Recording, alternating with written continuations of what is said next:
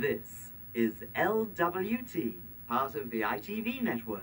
It's now time to hit the rewind button as we join those cheeky chaps over at the Retro Asylum.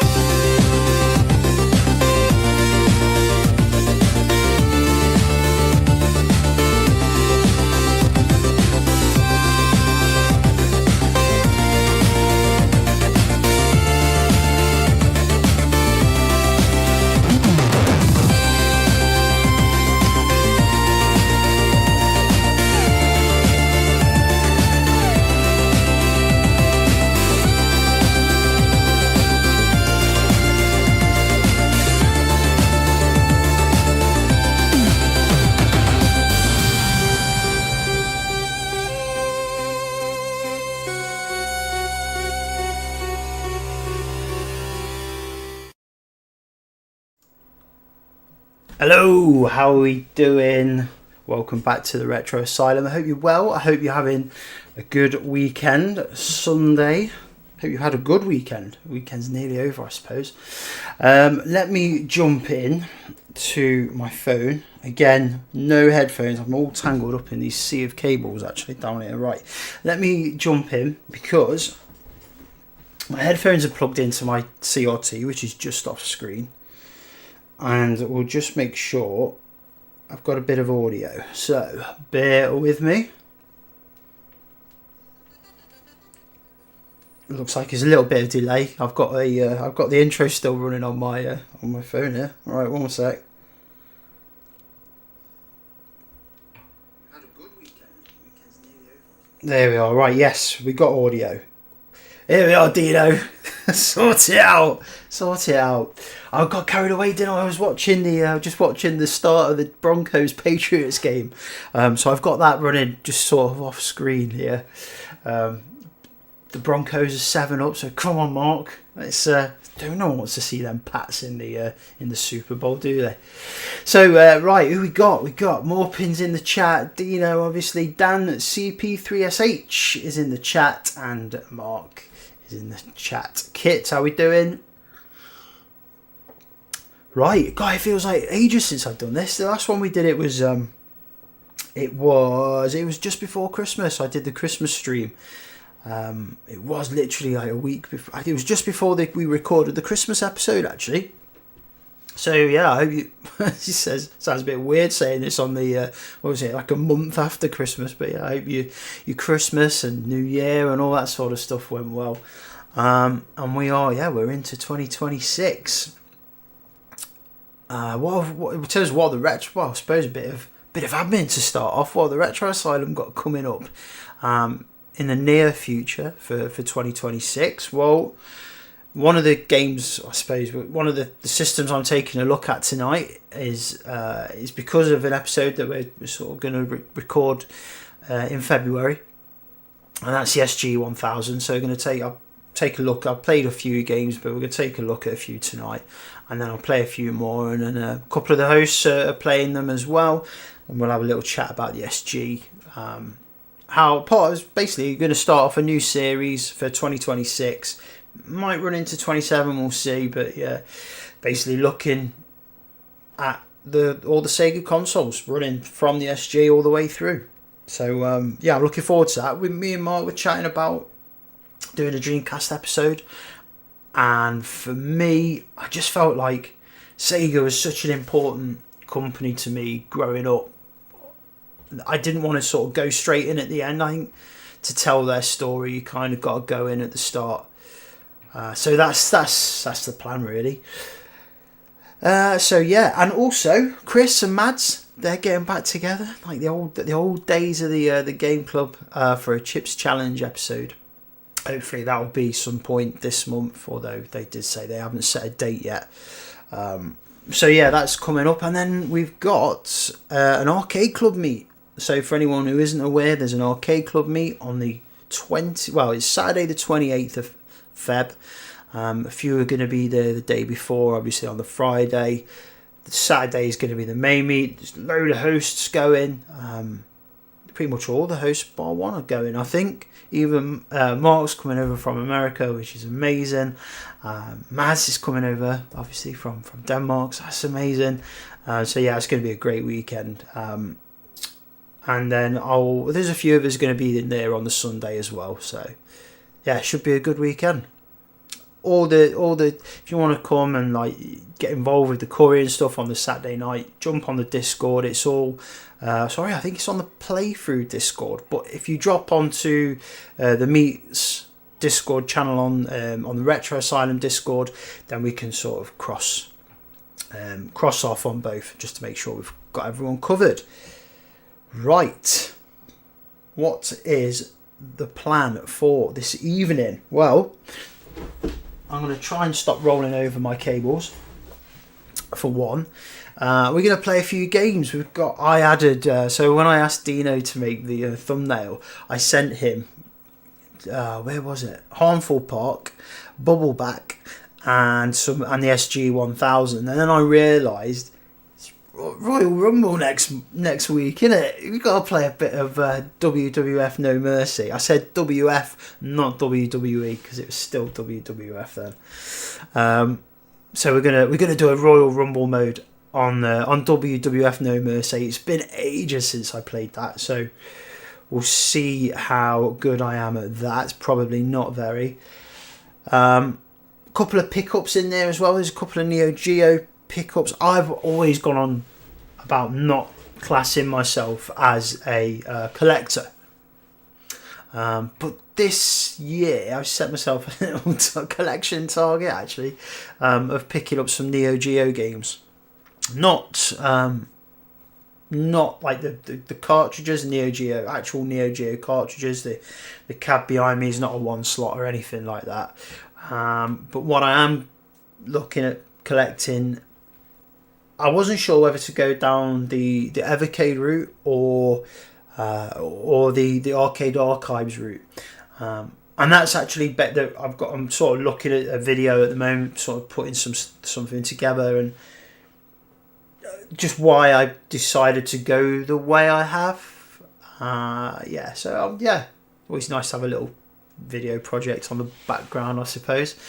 A couple of Neo Geo pickups and a little mini arcade actually. That was for Christmas. I think it's really, the art. Don't get me wrong, the artwork's horrific. The artwork is terrible, but the actual unit itself is pretty cool. I think anyway. Right. Let's jump into some Harmful Park. So why Harmful Park? Well, this is a game we've been playing over on the Discord High Score channel. So last year was the first year that we started it off doing like a proper league table throughout the year, and then you'd get the winner was going to get the t-shirt. So congrats to Rich Monster Hyde. He was the winner in the end. It went down. There's two in the end. It was him and Donny. Heavy Metal Don sort of fought it out on the last game, and it went down to the last game. So that's always good. Rich got his t-shirt sent over. And last year it started off with Parodius on... Oh, what was it? I can't remember what the system was now. We was playing one of the Parodius ports. Anyway, and I'm a huge fan of, like, I suppose, like cute 'em ups. I prefer horizontal shooters, so like a cute 'em up horizontal shooter is always the sort of go-to for me. And Harmful Park is a game that I've played on and off on the PlayStation, but never really sank a lot of time into. And I've not sank anywhere near enough actually this month. I've been playing too much Donkey Kong, to be honest. And then next month, we were chatting on the Discord actually about the games for what games we're going to play. Harmful Park, I'd already sort of earmarked as the one for January. And then we were chatting, and a couple of guys, nicely, really, really kind actually, they suggested, because I'm playing so much Donkey Kong at the minute, why don't we play the original Donkey Kong. So that's what we're going to play in February, and then it's going to be Discord choice for March. Just as I don't know, just like I thought we could. It'd be nice actually to play Donkey Kong at Arcade Club as well, and it's just let the Discord choose. It's just a nice way of saying thank you, I suppose, isn't it? So yeah, so that's Harmful Park. Absolutely, I'll tell you what. Let me minimise myself. There we go. So you can see the game. For anyone who hasn't seen it before, it's an absolute beaut. The sprite work on this is unbelievable.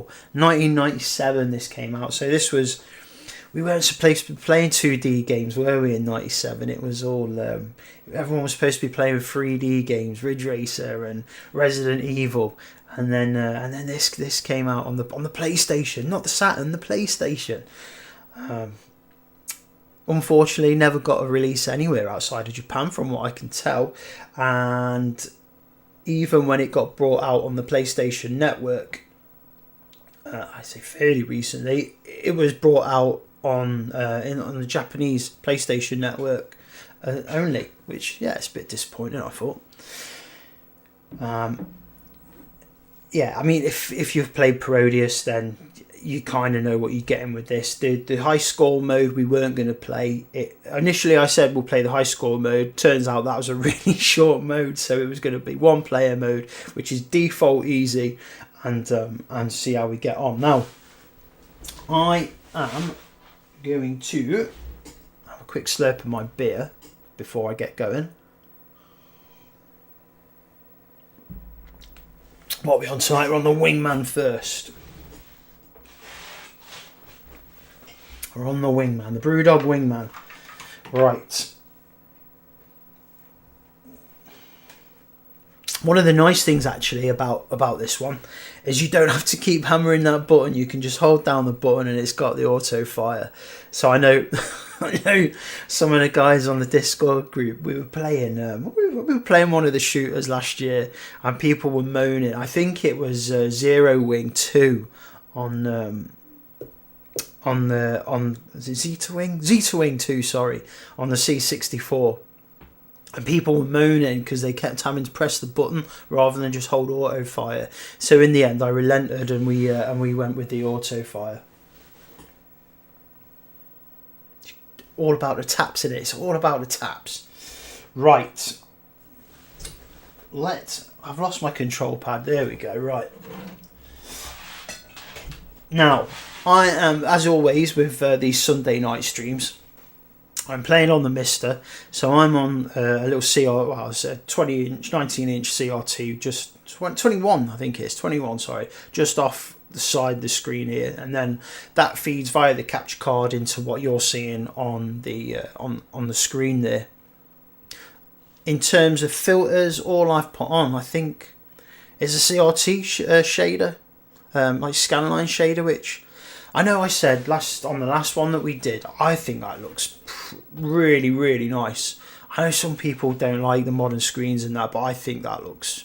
my personal preference, I don't mind. I think that looks really nice, and I have spoke to Dean. I've dabbled with chucking an LCD in there. I know Unico, the guys that do the Nova candy cabs, have now got a UK distributor, and they're selling the 19-inch LCDs over here now, which are I can stick one of them straight into there,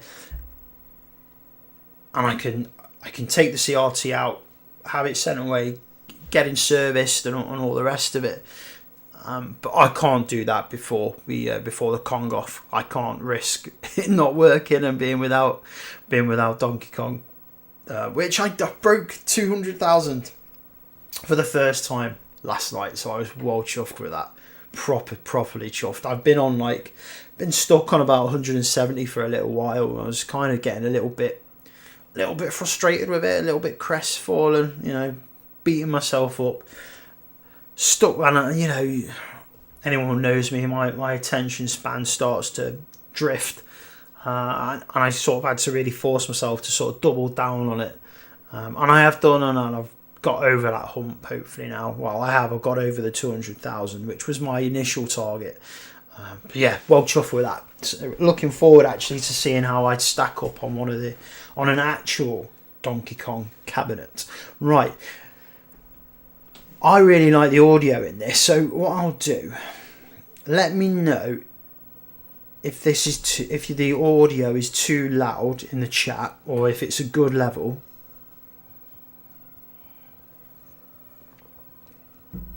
And we will dive in.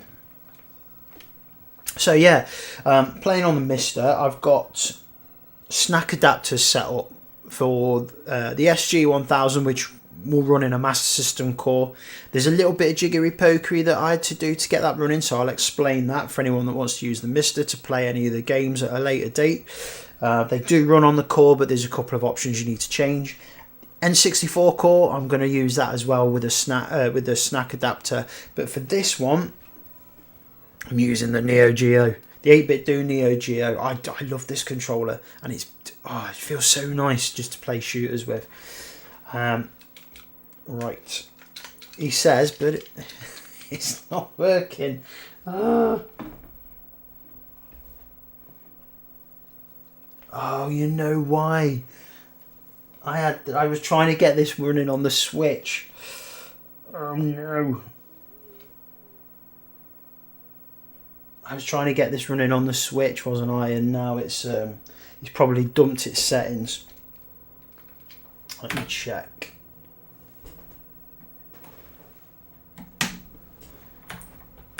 It's either that or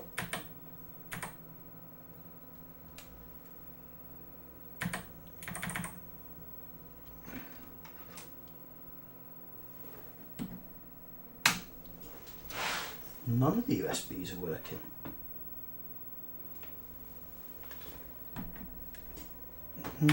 There we go. Right. Am I on?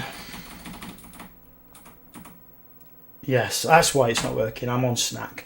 Right. Analog joystick. No, I'm on digital. There we go. Right. Now we should be working. There we go. Right. Options. Default is easy.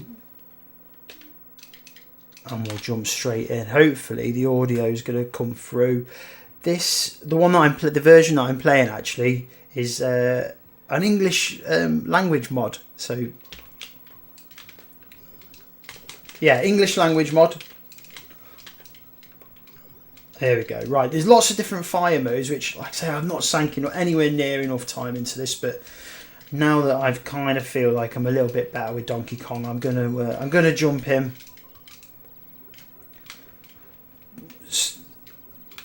Dig into the scoring mode and put a bit more time in, because I absolutely love it. One of the nice things about this one actually is that you don't take damage from the scenery, which anyone who's played Parodius will know. Ooh, that's frustrating. Very frustrating. Lots of different weapon types, which will obviously come in handy for various scenarios. For the most part, I've been sticking with the laser.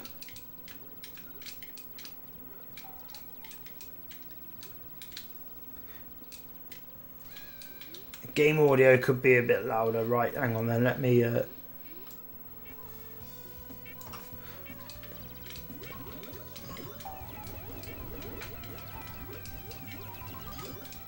know how that is. The weapons on this are absolutely insane. Giant cakes flying around.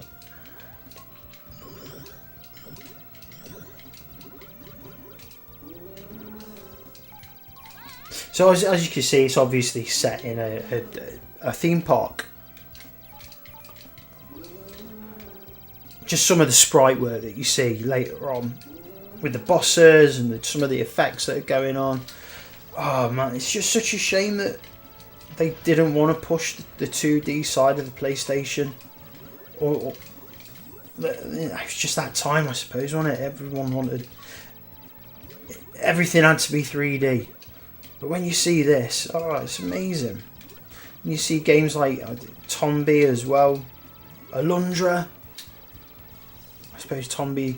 No, Tombi wasn't a 2D, was it? It was like a false sort of 2D. It was a 2D on a 3D background sort of thing. So this is where some of those weapons will come in handy. And I want it. There you go.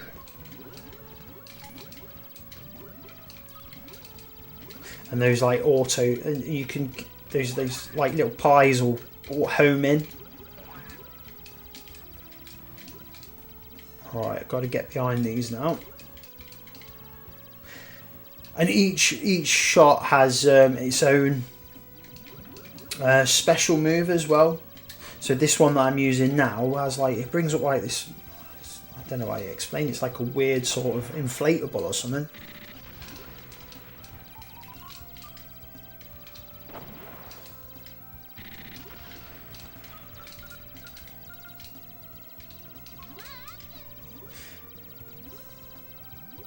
So standard power-ups. The one thing I would say is that obviously your character sprite is a little large compared to some of these types of games.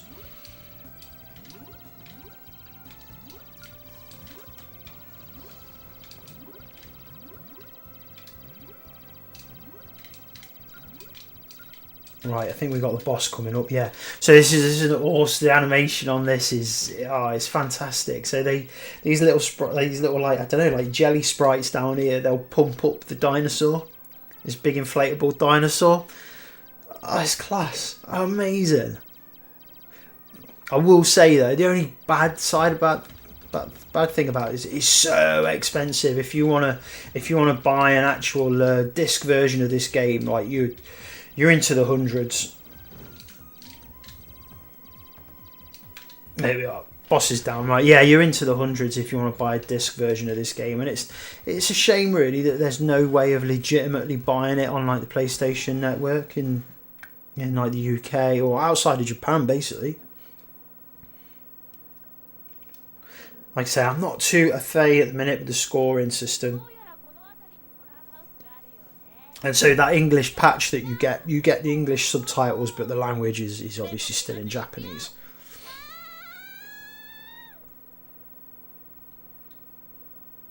There is a story, apparently.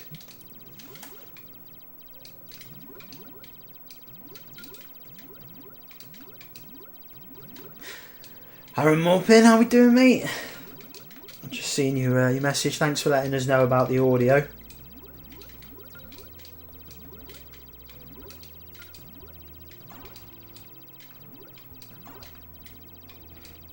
Be interesting to see how I get on with the WWE game. Actually, I'm guessing that nothing's going to get triggered from that.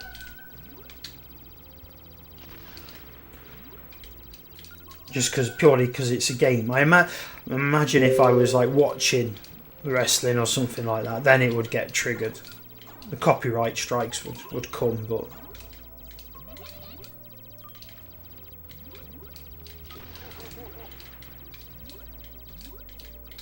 It might look really like simple, but my word, does it ramp up? All of a sudden, it'll ramp up. And like most of these games, you know, when you lose those power ups, you're in trouble.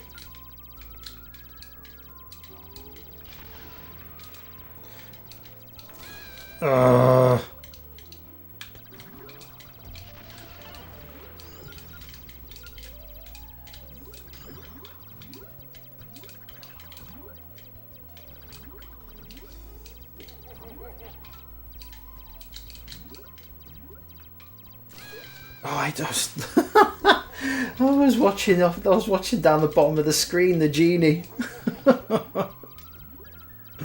I don't know how many lives I've got left, but it can't be many. Right, come on. So this can be quite tricky, and this is where you want to use your homing pies. If you want to take out all the little dolls, because they'll get ones behind you where you've got no way of getting them.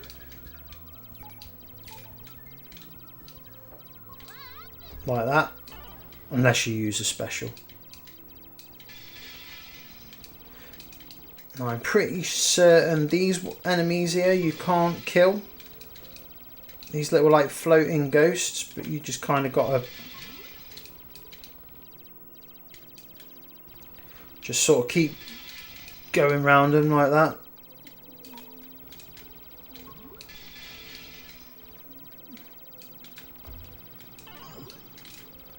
Oh, I've messed it up. No, I should be alright. There you are. Yeah, pretty sure you can't kill those. Just got to wait for him to go off the screen.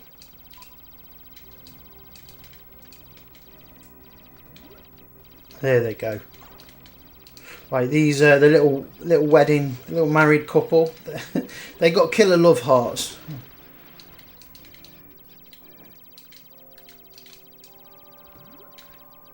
It's absolutely bonkers. Absolutely bonkers, this.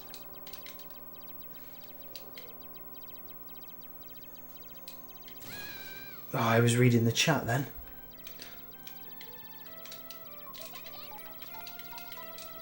Again, you can't, I'm pretty certain you can't take out these little pink crystals.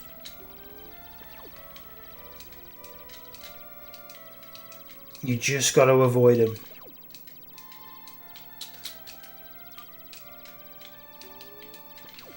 Oh, how are we doing? I must be down to like 1 life now.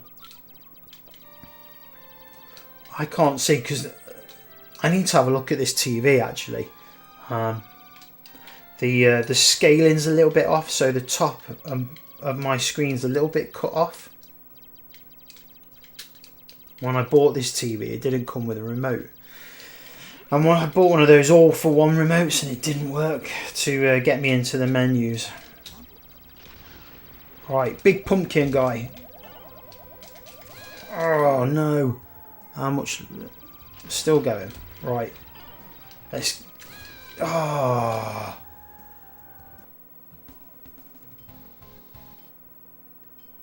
Where's my score? 6 million. Pretty sure that's not my high score. We'll continue. Just show you a little bit more.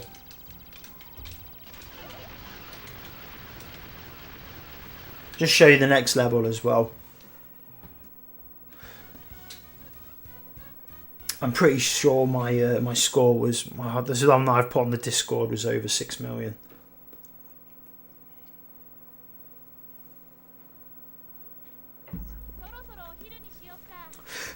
Yeah, cheers, Dino. It's one of the things, isn't it? Like looking at the comments, I'm trying to watch the game as well, rather than just focusing on the game. But there we go, mate. It don't really matter, does it? It's just like it's a nice way of showing the game, really.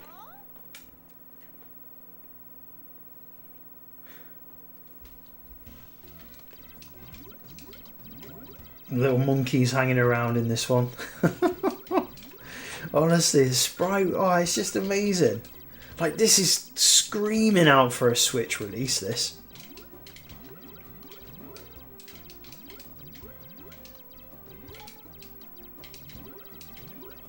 Like I don't know who would own it these days. The company that made it, when they went out of business in 2003. Was it Skylab System or something like that? I think they were called. The only other games that they made were like tower, sort of like puzzle games. You know, that sort of like Tetris block sort of puzzle Tetris style things. I think they had like a bomb mechanic in them.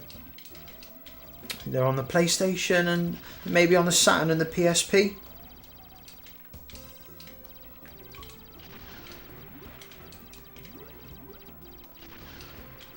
But what we'll do, because we've got a few games to get through, we'll show this level, and then looking at the comments again, and then we'll jump into the next one.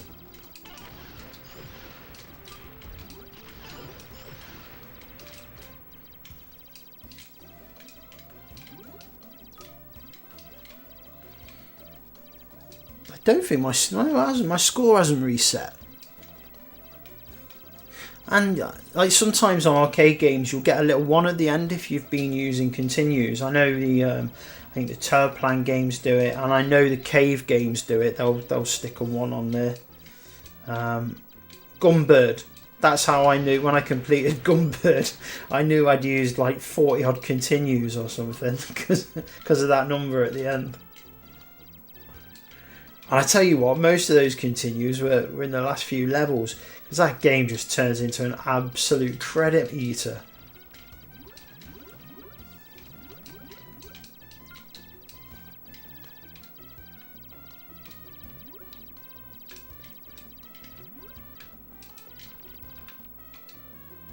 Gumbardo.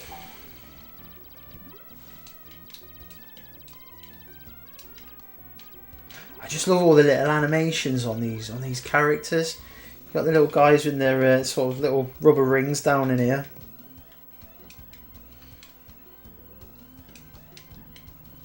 Little bears that are sunbathing. Little Chinook dog. Chinook helicopter dog. Oh man, quality. Quality.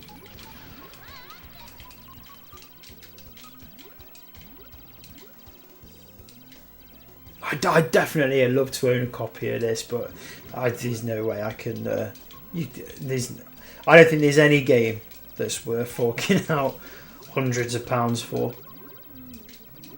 Maybe Sonic 2 on the Mega Drive.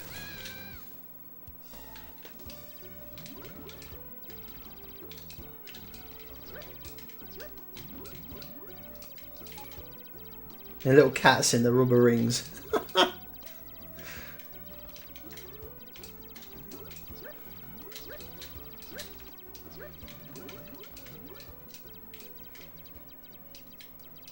Turtle with the island on his back. We're playing God of War at the moment over on playthrough. This is the turtle with the with the house on his back. Running theme. Little jazzy number. Giant whale. Oh man.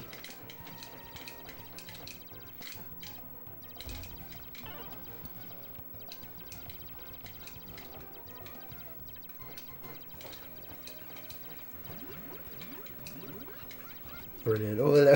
Oh, just the character work. Oh, amazing.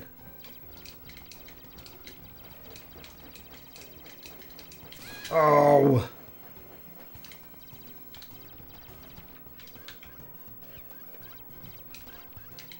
I'm pretty sure when I did my high score, this was as far as I got.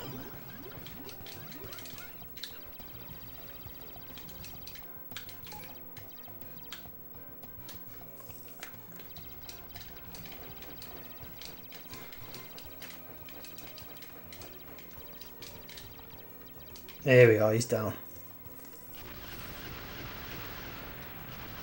I mean, you could see this on one of those candy cabs, couldn't you, in Arcade Club?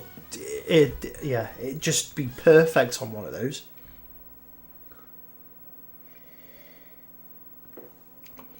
Just sit it next to, I think it's Sexy Parodius in the Candy Cab room at Arcade Club. So you could put this next to Sexy Parodius. Nice, nice.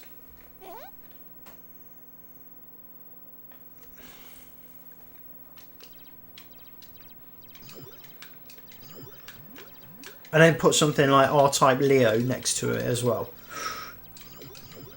That'd do me.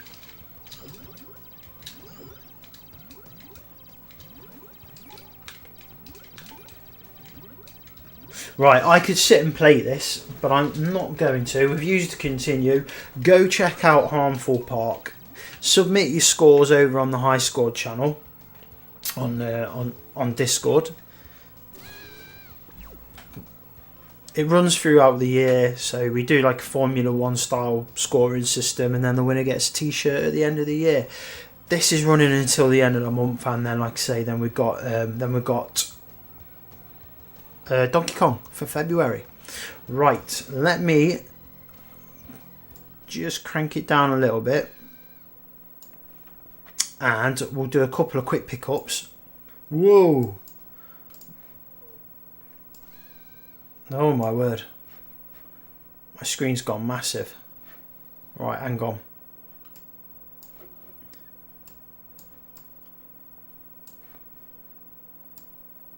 There we go. Right. Couple of quick pickups. Right, let me drop that there. In fact, let's have a quick chat about my I'm not a collector collecting thing for this year. So I have picked up the first two in the Arcade Archives Neo Geo series. I think at the minute there's 10 of them from PlayAsia. Now they come in Japanese or they come in English, like these. I think they class them as like the Asian version. If you look on the boxes, like the Asian text, Korean text, I think it might be. But the rest of it is all in English. Now, I was debating whether to go down the Evercade route or for the Neo Geo stuff or the Switch, and I think in the end I'm gonna go with the Switch versions. This is all gonna be in the video that I'm sort of working on at the minute. Looking at these versions compared with the Evercade versions. There's pros and cons for both. I mean, like there's no manual in these versions. All you get is the cart. There's no reversible inlay on these versions, which I absolutely love the reversible sleeves on the Evercade one, because you get like the black Evercade sleeve, Neo Geo sleeve, and I think that it looks great. It reminds me of that. I know it got slated at the time, but I think it was the Neo Geo X or Neo Geo Gold or something like that. But it was in like the black, and it looked really, really good. So yeah, I mean, these go for like 40 quid a cart, whereas obviously the Evercade ones are half that, but you get half the games. You get a manual in the Evercade, but yeah. So this is what I'm looking at in the video. But I'll just give you the first. And one of the things I really like about these, because I'm also going through the Sikio collection on the Switch. And one of the things I don't like about those is you don't run the games from the cartridge. You put the cartridge in, and then I think you don't stay in the cartridge. It puts the version of the game onto your desktop and you play that version. You don't stay in the cartridge. Whereas on these, it's all in the cartridge, which is much better. You select the game from, you select the cartridge, you go into the cartridge and you select the game from within a menu within the cartridge, which is so much better. It's better for preservation, isn't it? I need to double check with the Sikio ones whether it's pulling down from the eShop or it's just downloading a version from the cartridge onto the desktop. I need to have a look really. And also you get some extra features with these. You get all those arcade archives features, like the scoreboards and stuff like that, which they really need to sort something like that out on Evercade for me. Massive miss that. But on Volume 1, King of Fighters 94, it's Volume 1, King of Fighters 94, Metal Slug X, Garou Mark of the Wolves, Samurai Showdown 5, Alpha Mission 2, Riding Hero. It's no hang on, I tell you that. There's no hang on. Top Hunter, Roddy and Cathy, Top Players Golf, Savage Rain, and Shock Troopers. So, that's 10 titles, 40 quid. So 4 quid a title. I think if you was to buy them all from the eShop, they're about 7 quid each. So you do save a little bit by going physical as well, which is always a win in my book anyway. Right. Drop that over there. What are we gonna do? I tell you what, let's do some wrestling. Let me swap over onto my N64 on the snack adapter. For anyone, actually, I'll quickly show this. For anyone who hasn't seen it.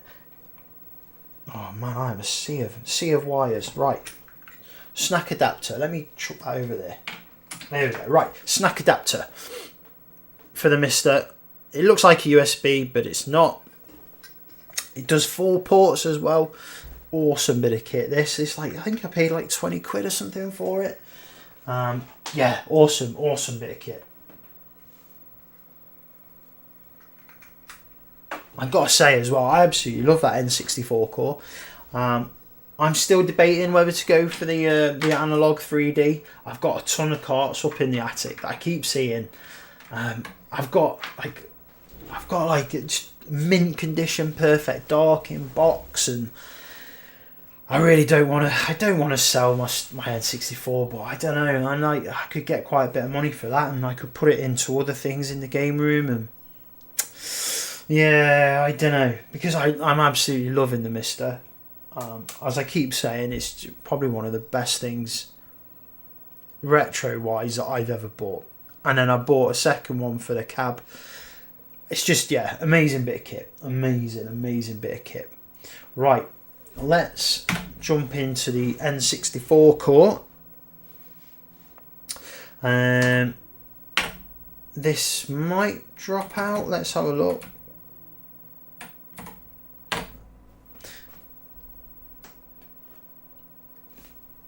Cool, right.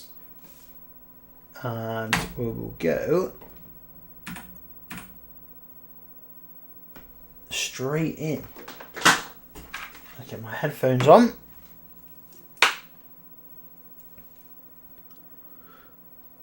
And minimize myself. There we go. So we're into the Mr. menu. No Mercy Plus, so that's a ROM hack that came out with, I think it was like modern wrestlers, but using the No Mercy engine. It doesn't run, it boots and doesn't run on the Mister, unfortunately. So we're going with OG No Mercy. We'll let that boot up, and we'll check the Denver Broncos score. 7 apiece. Keep him in it, Kit. That defence has got to keep him in it. Right. Here we go. I absolutely love the intro for this. Let me crank up the volume. We get JR coming in a minute. He kicked out. He kicked out.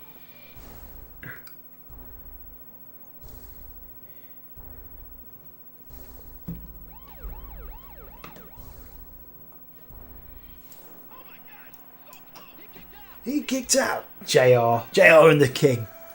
Doesn't get any better than that, does it? Does not get any better than that.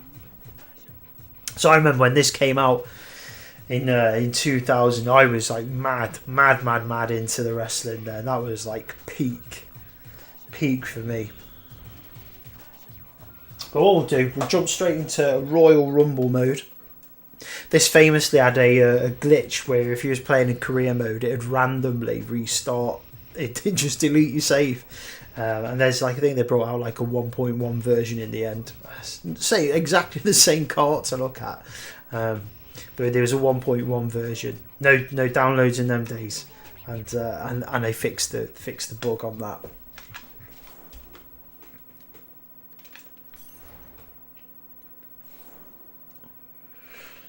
Anyone that watched the Christmas stream will remember my Diddy Kong session on this. My Rumble pack was going mad. Royal Rumble. Now, anyone who follows wrestling will realise that obviously the Royal Rumble is in Saudi next week. That's not an arena on this version. Order. Let's just do random. Let's do random. It's got to be 30, hasn't it? I doubt very much I'm going to get to 32. I'll go 28.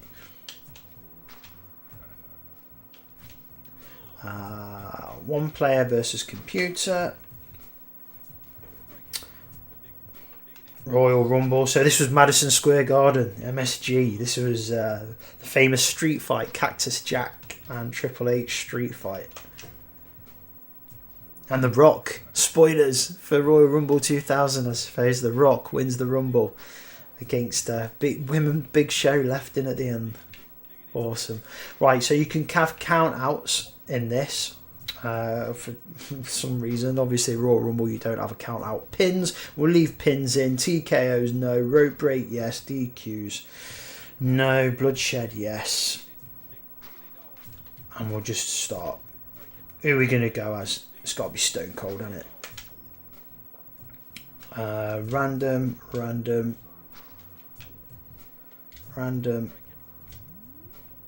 I'm an ass man. Viscera. Val Venus.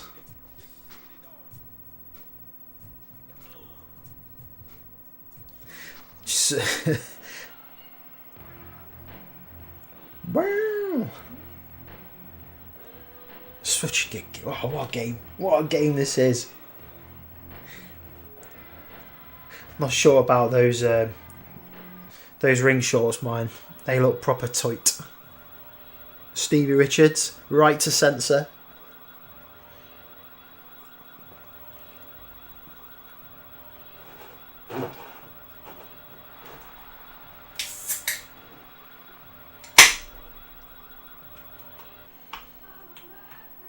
Boom, boom. Mr. Ass. He's still going. Still wrestling.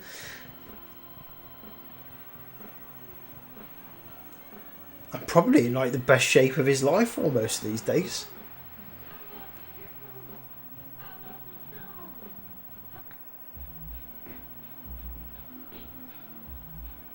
Viscera. Not Val Venus, as I said. He came back, didn't he? He came back as someone.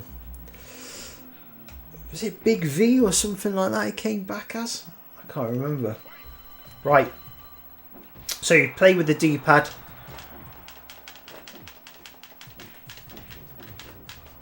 And then it's got that famous grapple system that's being demonstrated right now.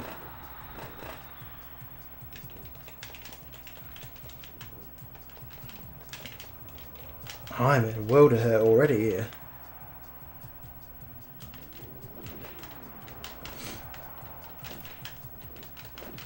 It's really, really difficult, the Rumble mode. Really difficult. Like I say, it's been a while since I played.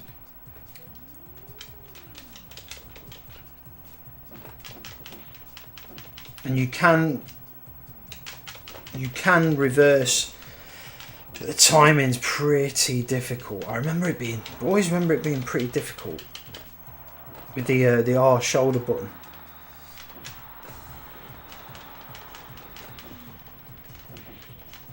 Oh, is he gonna go? Is he gonna go? First one.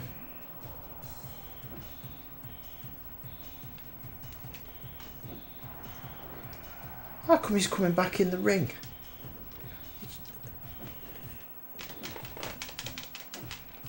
Maybe you got to win by a pinfall. That can't be right, surely.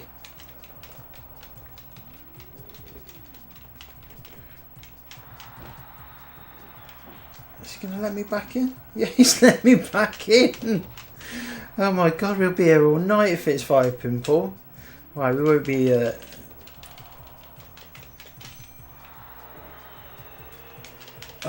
Stevie Richards.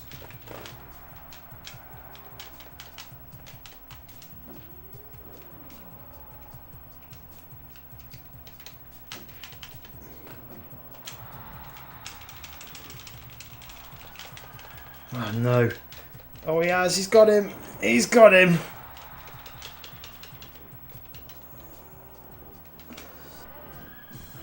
Where's he come from? He'd gone out as well.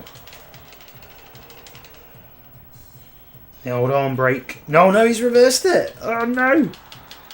Sleeper hold.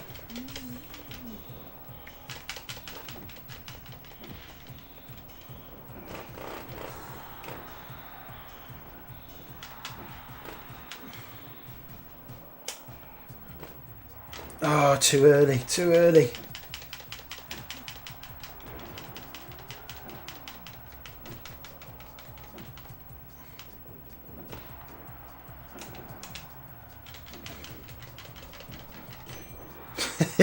Look, the little ring bell.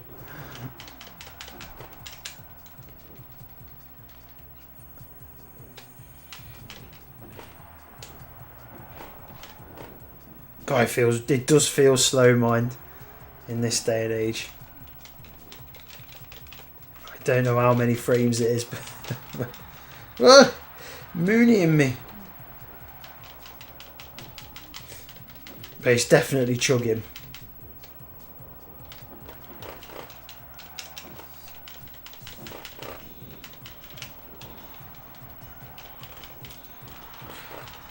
And wait, I've never seen him do a Hurricane Rana.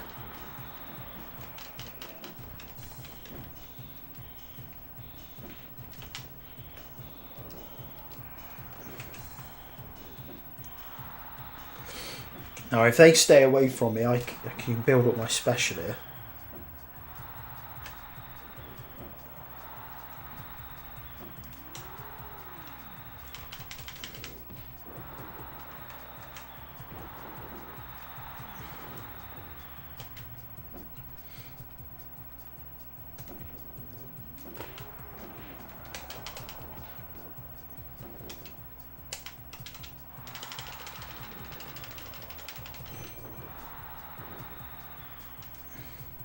Alright, here we go. Here we go. It's time for a stunner. Time for a stunner. Oh no! Oh, I missed it.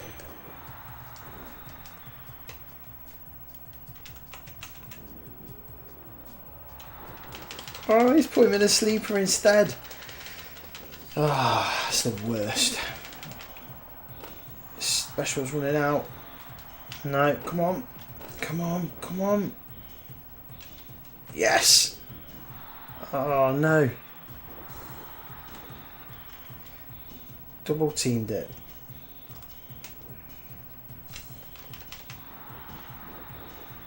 Well,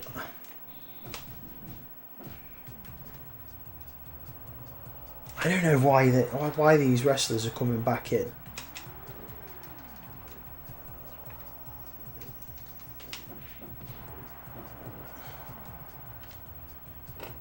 I suppose he's gone through the ropes, not over, but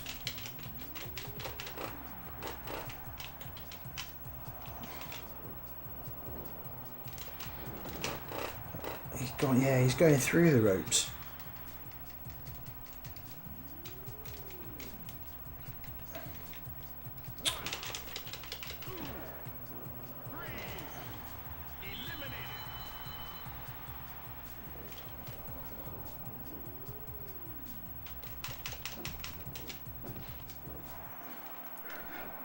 Oh, it's The Rock. Look at his head. Like cube heads.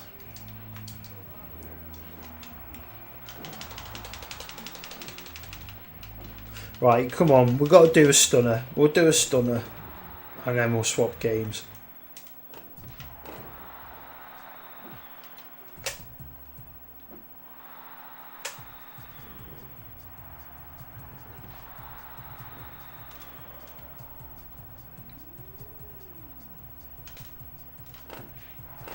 Again, he's going through the rope. I must be doing something wrong.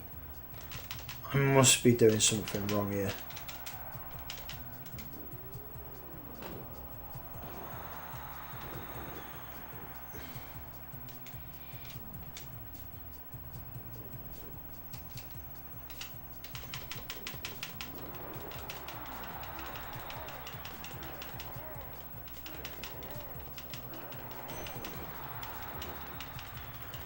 Oh, he's in a bit of bother here. He's in the middle of the ring.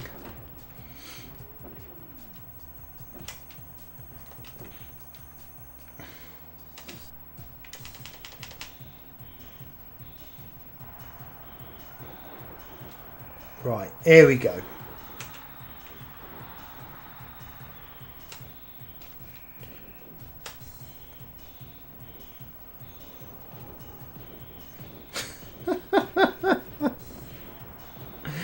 Oh, I can't remember the button to pick him up.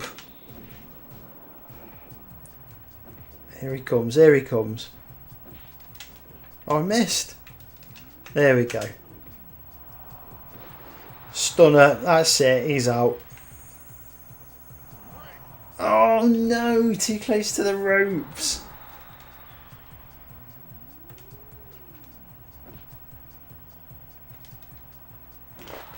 Oh.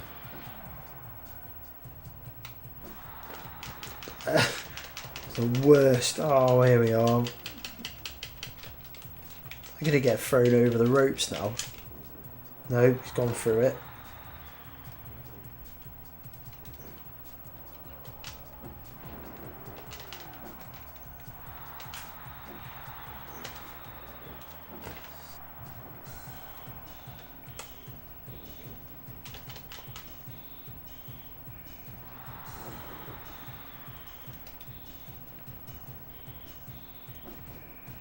Right, is that going to be enough? Oh, it is.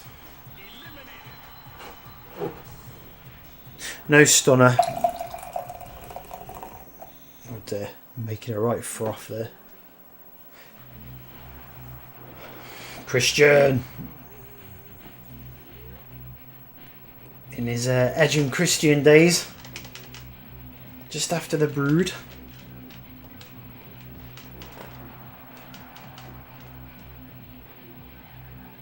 Right, how long have we been going for? 56 minutes. We'll go to an hour and then we'll swap games. Oh yeah, take that, Stevie Richards. Got the old block.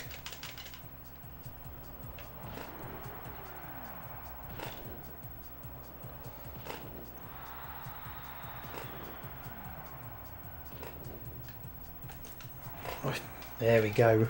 Right. The old knee slam, is it? Oh, a bit of high flying. Old Steve, right. Come on then, Rocky. Let's go.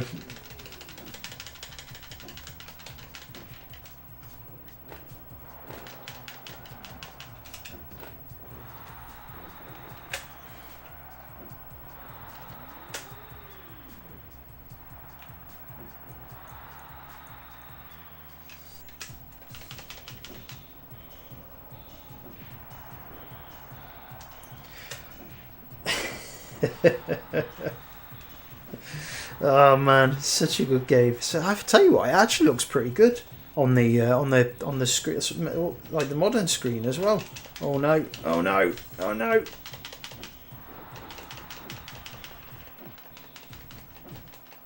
I know there's a way you can do the opponent's special as well. Let's bring him into the middle of the ring.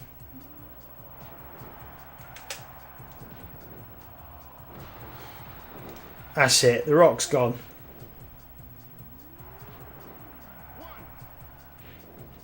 Oh, he kicked out!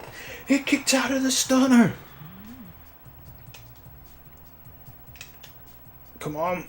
Oh no! I went to get a second stunner in. I've got a nut shot instead.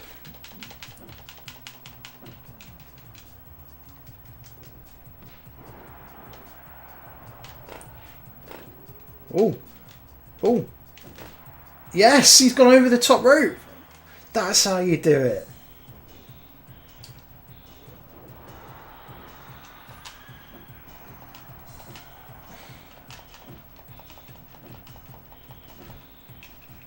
No. He's come back in. What is going on?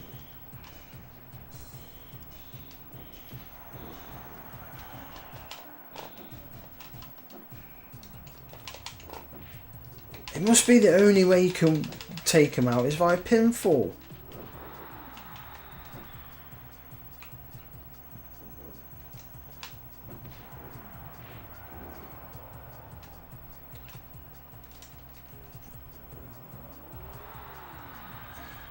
Oh, he started to come back to me a little bit.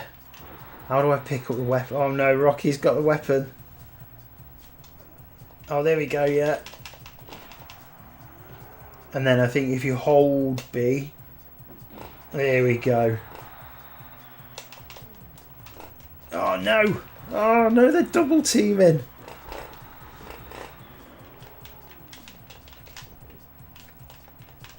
Oof. Oh, the old crotch shot.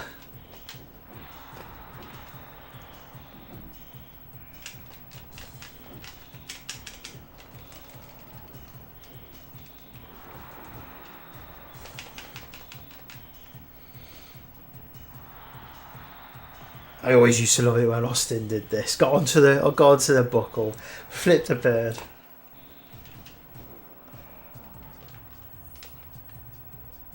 Oh, he's going to be touching the rope there.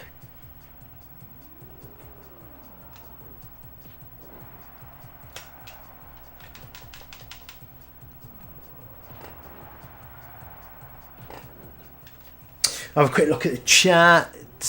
A couple of peace to the world. And apologies for the pronunciation. I can't even. Anatoly. Push the like button. Be happy. Indeed. Peace to the world.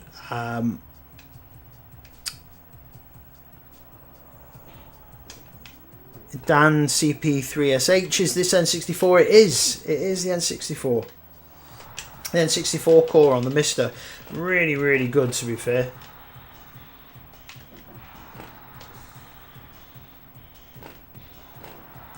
And I could happily sit here and play this all night, but I'm not going to, because I appreciate not everyone has the same level of love for wrestling as some of us do. Right, Rocky's out. I will. Right, let's switch games. What game that is though? No Mercy. Oof. Oh, that's good. Like 2000, you got No Mercy, you got Perfect Dark, you got Banjo Tooie, and people were moving on. People were moving on to, oh, we need the PS2 and all that. And 64 still had it. Taz, I remember he came out. Actually, he made his debut in this pay-per-view. Right, let's pop that down. And we'll turn down the audio. There we go. Right. What we got next? We've got a specky game. Boulder Dash C64 25. Hey mate, I always enjoy Retro Asylum. Thank you for your comment. Appreciate it. We all enjoy hosting. Right. Oh man, what a game. I still think that, I mean, obviously the 3D models look a little bit ropey, don't they, by sort of today's standards. And if you play something like, I think it's the TK 2020 games, they look incredible. I don't think they play as well, though. I've not played 25, and by all accounts, that plays really well. I have just seen they've announced an Attitude Era cover for 26, and that has piqued my interest. If there's a decent Switch version, Switch 2, yeah, because I believe the Switch 2 version of 2025, 2K25, I've heard is really good. So the one before that was ridiculously bad, but they obviously they worked on it, they fixed the issues, and yeah, apparently 2K25 is apparently really good. So fingers crossed for a decent 2K26 on the Switch, because I find I on a handheld, I would sit and play. I would put hours into that on a handheld for sure. Right. What are we going to do next? Let's do a bit of Spectrum, eh? I'll tell you what, let's stretch the old back. How am I going to do this? I'm going to play this on a... Hang on. Let me move that out of the way. Cables everywhere. Cable nightmare. Right. This is a really annoying... when you're not playing the game and you can hear that you can hear the audio. Oof, that's grim. Right, let's something in the background. Bit of background audio while I show you this mini arcade. Perfect. Right, a little bit of background audio while I show you this mini arcade. I am still, by the way, I am determined to pin down Mads and Chris to do an episode on this game, because I've said before, like, for me For me, even prefer this to Mario 64. I absolutely love it. Absolutely love it. Just such amazing. And in fact, over Christmas I played Ukulele, and they fixed it. They fixed it up good. Ukulele had its issues, but they fixed those massively with Ukulele. And for anyone who enjoys 3D platformers, akin to sort of Banjo, yeah, you'll have a great time with Ukulele. I played the Switch 2 version, which it runs at 30, but I mean it didn't really bother me. If it does, then get the PS5, the Xbox, Steam. Obviously, they're all going to run a lot better running at 60. And I think the Playtonic guys have said that they may do a 60 frames patch to the Switch 2 version, and if they did, I'd definitely drop back in and get a few more of the collectibles, because there are a ton of collectibles. In fact, I think probably what have I been actually playing since we last recorded? Let me pull up my notes, because I always keep a note of the games I complete. Not all the games I play throughout the year, but the games I complete. A few of the retro ones. I've gone back to the N64, sort of a little bit triggered, inspired, I suppose, by the guys that have got these analog 3Ds. I know Mads was playing Mario 64. I think it was for the first time, and he had a great time with that. So I went and I played that. I've done a 120 star run in the past, and I just went and did a 70 star run on that.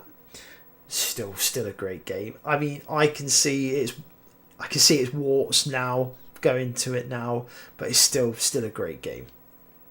Lilac Wars did a couple of finishes on that. So I played that on the Switch Online actually, and if anyone's not played Lilac Wars, you can go through like multiple ways. You've got certain levels you can unlock secret exits, and so what I did there, I secret exited in for a couple of levels, and then save stated, and then you go off and do one branch, reload the save state, and go off and do the other branch. You can finish that game in under an hour. So yeah, this is a great game actually. For anyone who hasn't played it, yeah, really, really good. What else? Gunblade New York. I played it, but weirdly I'd never finished that on the. So I played the Wii version. There's two modes. There's the easy version, and there's a hard mode. So I played through both of those, and again that didn't take long. Maybe just over an hour for both. And that's a great little shooter. If you've got an hour and you just want to play something, have a beer, play an arcade game, just shoot stuff without thinking about anything. Yeah, fantastic. I'd say one of the more expensive Wii games, but still, I mean, I think it goes for about 20 quid in the UK. So it's not too bad compared to some games on some systems. I mean, yeah. Gunblade, and it's got what was the other one it's got on it? It's got the follow up anyway. It's got the sequel. I'm looking up there, but I can't see the disc. I don't know where I've put that. Oh, it's here, just behind me. There we are. That's the one. Gunblade and LA Machine Guns. So I'm going to play through LA Machine Guns next, because I've not actually played through that one either. And then the other one that I'm playing, Twilight Princess, that's on the Wii U version. So playing that for the community playthrough. That's making slow progress on that. I thought I'd got a save on there from when I started it back in the day, but deleted my save or it's disappeared. I don't know, but there we go. What else retro wise? That's pretty much it retro wise. The rest of it is all modern games, so we shall leave them to one side. Right. Spectrum. In fact, let me quickly show you this. So this was one thing I got for Christmas. My mini arcade. Mini Arcade Pro. It's called by IMP. Terrible name, terrible artwork. But it's actually got a decent little micro switch joystick, buttons, decent little buttons that you can obviously reconfigure in the software. And the Switch treats it. I mean, this probably isn't going to look great on the video feed. The Switch treats it like a USB controller, so there's there's very, very little lag. And basically how it works, you switch, it comes with two docks. One's a Switch 1 dock and this is the Switch 2 dock. You just drop your screen in and then it just sort of slides in and locates onto the USB-C, he says. Doing it at the wrong angle here. There we go. Right, just drops in and then there we go. I think it's great. I mean, obviously, reflection's not great there off the camera, but this is what I was talking about with the menu on these Neo Geo carts. You have to. I suppose the downside, you have to configure your buttons for the traditional sort of Neo Geo controls. But I mean, I think that's great. I've had it down, just when I've been playing a little game downstairs, just on the table, and fancy playing a little arcade game. Just scratches the itch, Again, I was looking at the Evercade Alphas. I was looking at those. They got a massive price drop just before Christmas, I think down to like 160 quid. So I was looking at those, in and ahhing.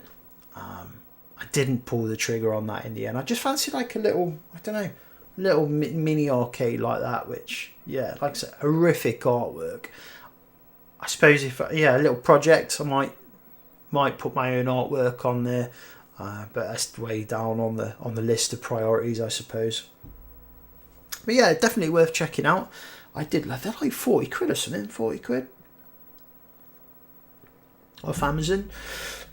It's got a little, this is terrible by the way, it's got a little cartridge holders in the back, but the cartridges are loose and they come out. There's some weight in it though, I will say it's quite weighty, so it doesn't slide all over the shop. That's nice. And like I said, a natural just playing the games on that sort of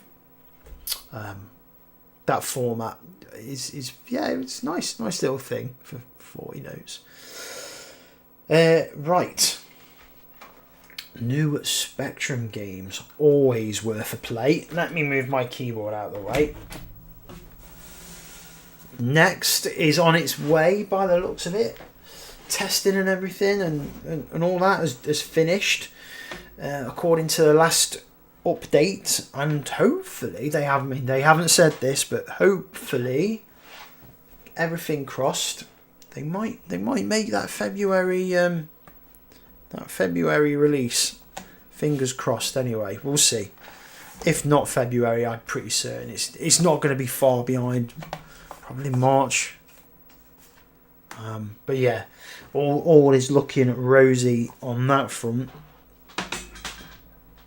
And fair play, like, I mean, I know they said December. Has my audio dropped?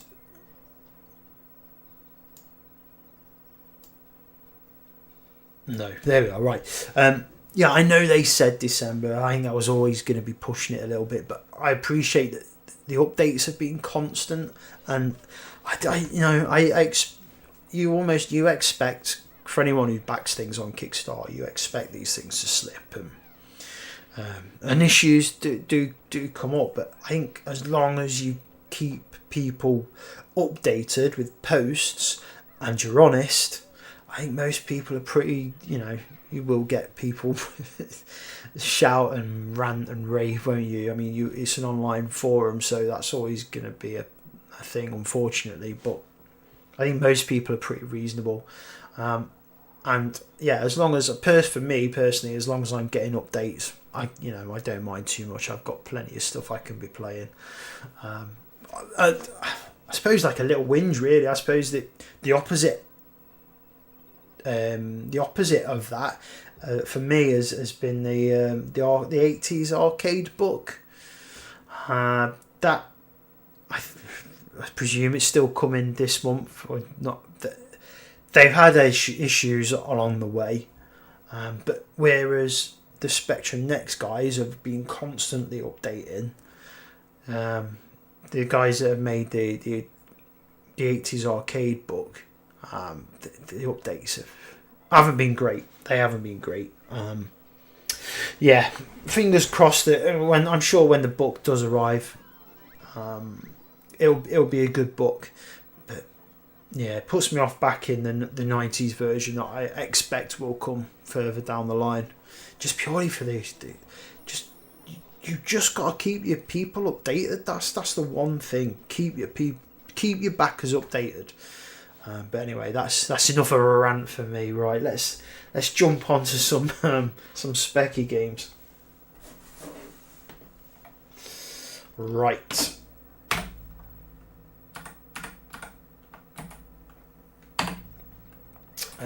We are on the Spectrum Next core for this one. Say goodbye to Banjo-Kazooie. And I shall bring myself down here. Right. How are we going to do this? We'll do it on the controller, I reckon. So, Bubbleback. Bubbleback is the sequel. So I didn't even know this game was coming. And one of the things that I subscribe to every month, purely because you get little gems like this, little nuggets that are easily missable. So yeah, this was in this month's Crash magazine, and yeah, Bubbleback. There we are. That's reviewed in this month's magazine. It's on I think it was on itch.io. It's one of those ones you can go on there and pay what you want. I always like to, like I said before, I always like to just drop at least a couple of dollars. But this is kind of like a... well, let's load it up and you can see it for yourself. What have I done here? I wanted to get into the browser. There we are.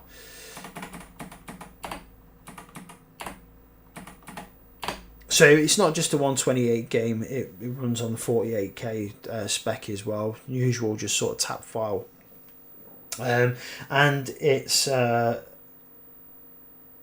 kind of like, imagine Manic Miner and Bubble Bobble had a little baby game. This is what you get. The audio from CB with the audio is great. You've got like a Back to the Future mix with Bubble Bobble. A great little tune. I've had a little go. The idea is similar to Manic Miner, or I suppose more Jet Set Willy, I suppose, in that you navigate like a big labyrinth, collecting these little bubbles, these little yellow bubbles as you go, and I think there's like 80 odd that you have to collect.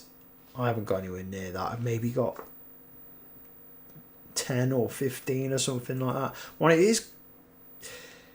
It's one of those ones you're going to have to map it out. But yeah, I mean, it got a decent review, 83 on in the Crash mag, and it's a good little game actually. From the little that I have played it, it's good. Right, let's dive in. You'll see that the levels have got a massive sort of bubble bobble theme. And then with that sort of Manic Miner, Jet Set Willy sort of gameplay. Right, let me get my beer in front of me.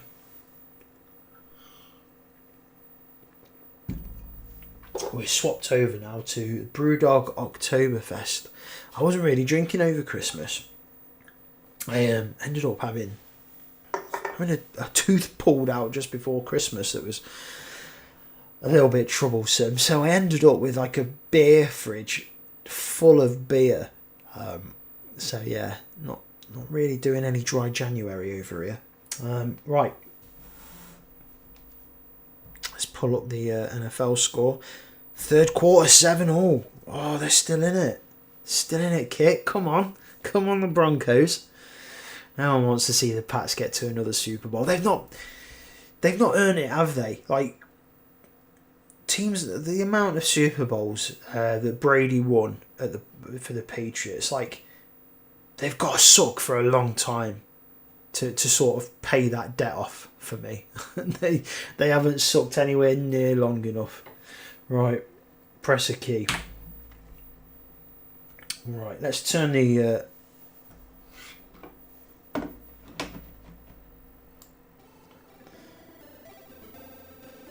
hopefully that's loud enough. Let me know in the comments, guys, if that's loud enough.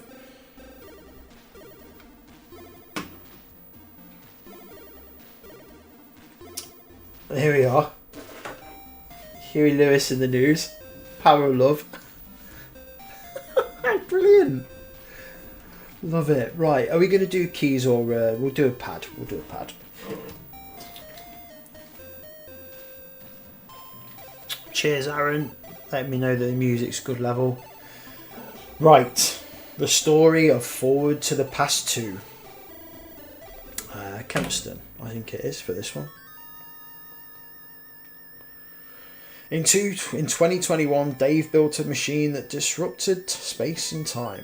This unleashed an evil baron who kidnapped Dave and turned Nate into a bubble dragon. Nate must now enter the Cave of Monsters, collect 86 items to break the spell, and rescue his old man. I love it. Right, let me I'm just going to have a little fit. There's no timer, but the enemies will come down. And right, drop him in the bubble. Right.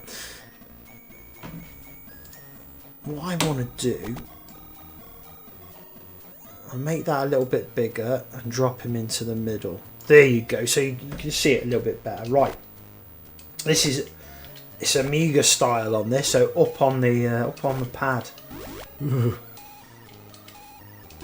Again, lovely little. I know they're not sprite. Lovely little like sprite work. Right, and you got it. If I decide to try and complete this, I've basically got to map the game out and work out your route through. Some enemies you can trap in bubbles. Some enemies you can't. That's a little bit of a drawback. It'd be nice to have some sort of indicator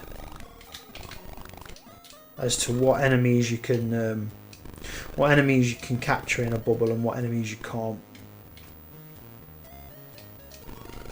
I mean, just look at the colours. It looks incredible. And we'll jump over in there, right? And now the bubble theme kicks in. Brilliant. So I'm pretty certain these ones we can capture. No, we can't. And again, some of the scenery you can jump into. So like where you can see the, I suppose it's like mesh. You can sort of, you can jump into that.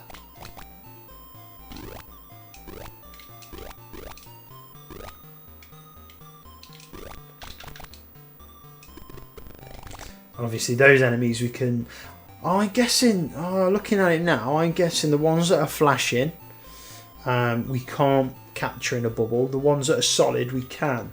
So none of those, they're all flashing. Okay, right. There you are. If in doubt, Jimbo, open your eyes and have a look.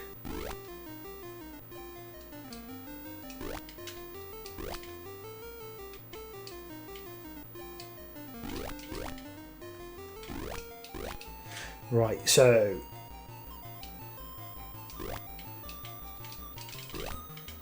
let's jump up there. No, gonna have to go that way. Oh, it's nice that you get the little health bar. I will say that. Is that the way I came in? Yeah, that's the way I came in. Right. I love that. The little bonus music. I can picture that screen on Bubble Bobble with all the little rainbows or flowers.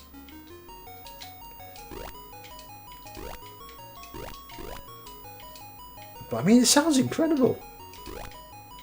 They've done such a great job.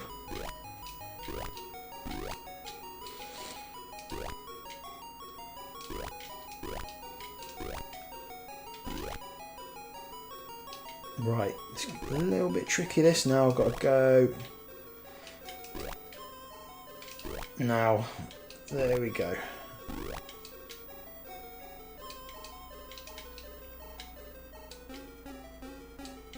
No. That's the one thing with that. You can get stuck in the enemies. Woof.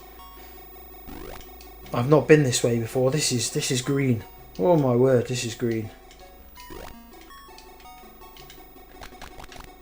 Right, we're not catching that in a bubble. I'm not going that way. Back to the Future.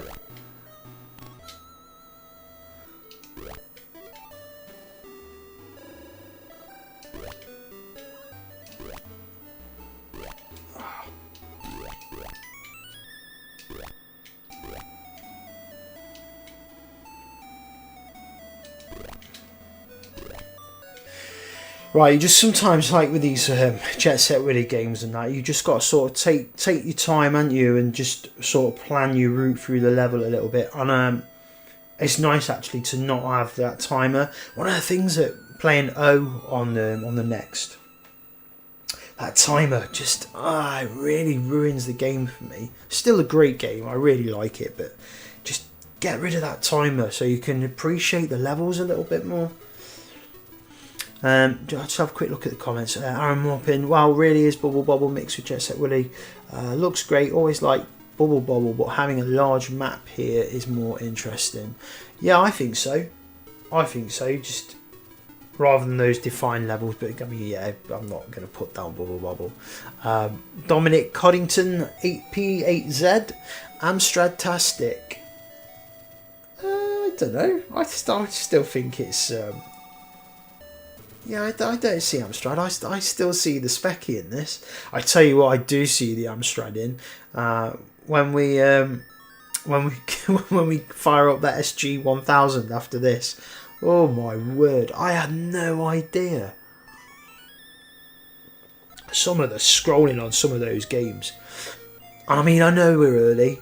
On the SG 1000, we're sort of, you know, well, same era as the Spectrum, isn't it? Sort of 82, 83, 84, you know, it's... So when you compare it against the Spectrum, it's amazing.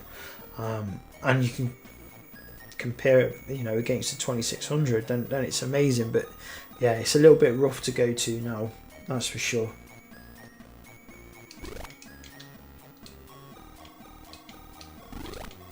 But there are a lot of nice ports on there. I'll give it that. Got my health back. Right, now I'm gonna have to go all the way back around to get that, because I don't think, no, I'm gonna lose health there. I should have made that run and then got the health pickup. What did I say about plotting your route? I could really do with taking him out as well.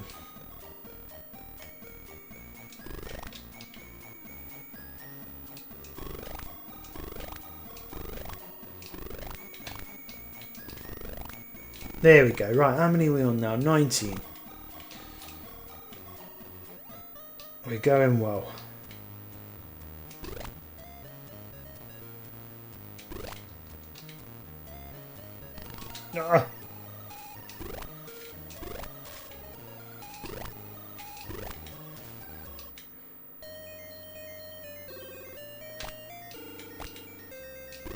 Up we go. Right. Drop down to the bottom for this one. Oh, it's like a slower version.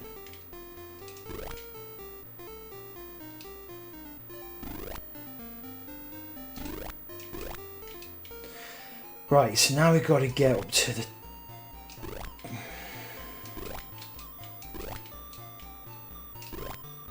There we go.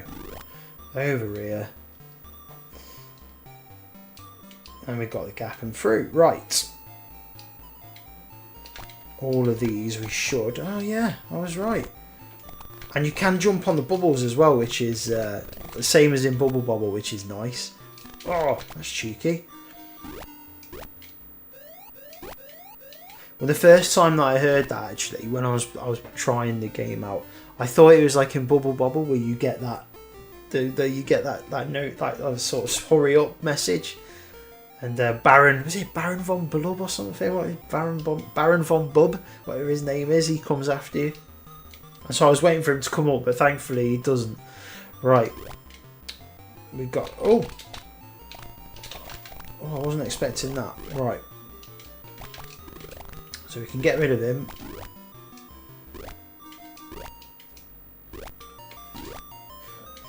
And then, so this bottom enemy...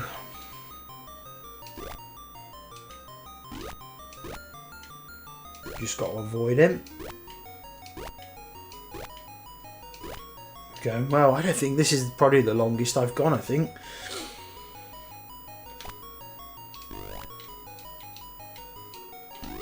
Ooh. Right. How am I getting up there?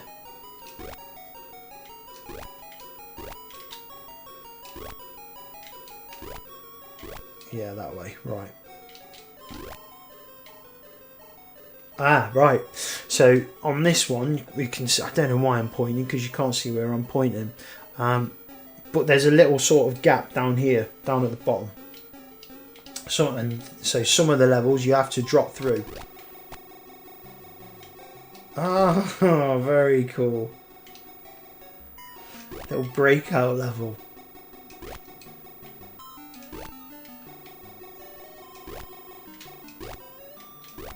Right. Oh. Right, so these solid ones you can fall through.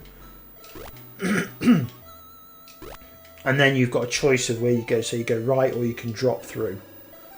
And this is where some of the levels you go in and you have to try and suss out where you're going to go, what way you're going to go.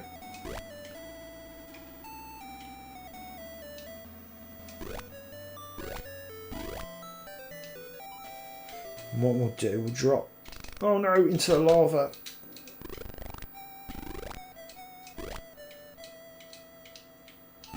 Where we are, 34, right. We'll just carry on going down.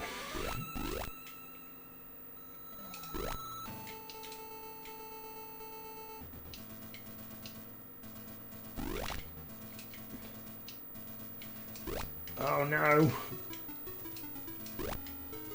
Oh, another little remix. The music's amazing. Yeah, done a great job. Great job with that.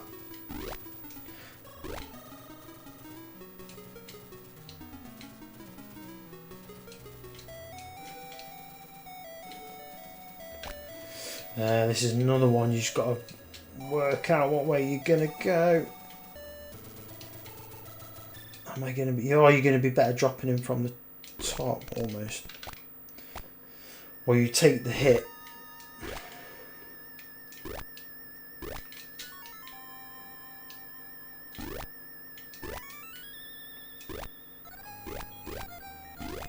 Is that an exit there? Oh, it is. Very, very good.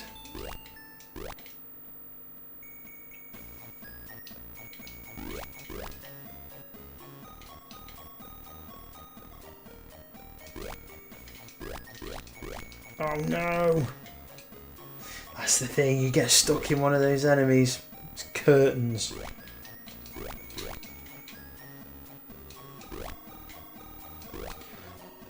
Have I already been through this one? Oh, that's vanishing. Was there a... No.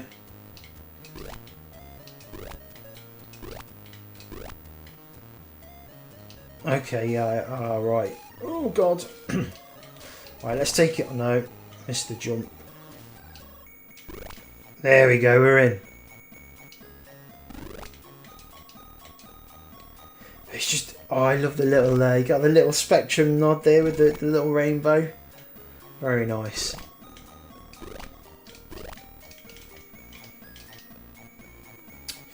How do we get out of here though? That's the question. Ah, heart at the top, so I get my energy back.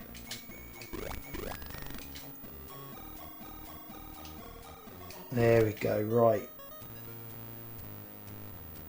Then we'll jump across. Doesn't matter too much if we get hit, because I'm guessing I'll get my energy back from that. Oh, no.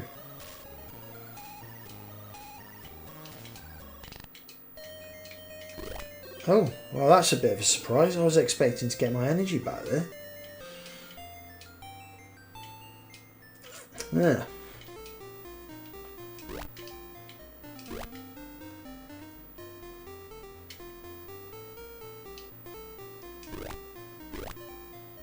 Right, we came through this way. So I'm guessing I need to go top right.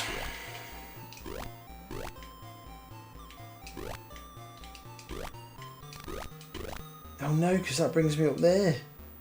Oh, here we go. This is where it gets complicated, isn't it? This is where you need to figure out the maze, as you were. Oh no! I don't think we went down. No, we didn't. Right. What was this one? I think, was it the menagerie on Manic Miner? I think, or was it I'm sure it was the menagerie.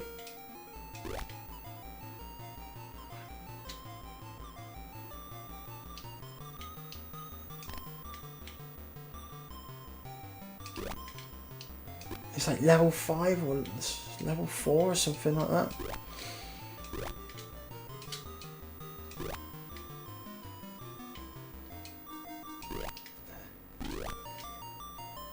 Oh my god. Just points. I thought we'd be getting something for that. Right, how do I get up into there? I've got to blow a bubble. And jump bounce on the bubble.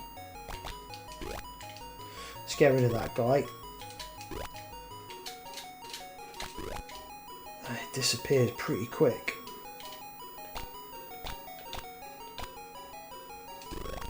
There we are, we're in. No!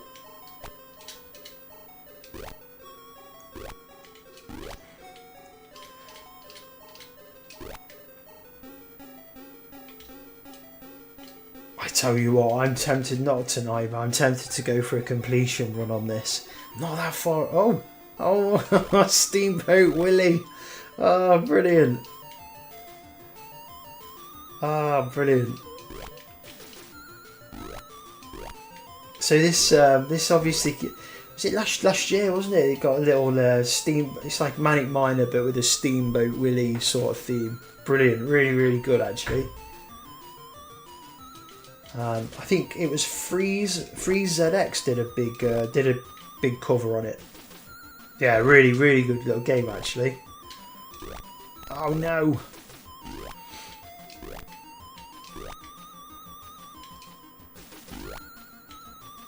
Right, how much? Oh, I've got enough room. There we go. Steamboat shenanigans. I like that. That's good. I like that. Ah, this one reminds me of. Is it a wacky? Oh, I wasn't expecting that. Is it like the? Oh no! Oh no! Oh, I didn't realise I was touching the. Oh, too busy gassing. Well, I think that's fantastic. Go, like, it's well worth. Just drop them a couple of dollars. I mean, you don't. It's free, I suppose. You don't have to, but yeah, I think that's fantastic. Great little specky game, and I'll definitely I'll do a completion run on that. Yeah, oh, I like that. The little Steamboat Willie. Yeah, I like that. That was nice. That very good. Very, very good.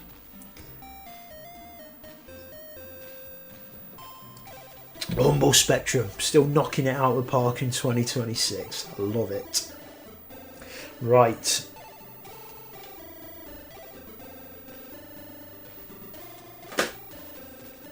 That's the power of love.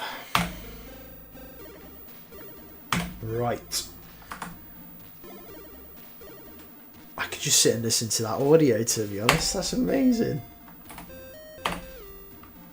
One of the things I like on the old Vectrex, and you get some of those on like the multi-carts when you've got like the music things running, Old Lang Syne and the 99 Luftballons and all that sort of stuff. Right. Let's drop. It seems like sacrilege to turn it down. Right, we're going to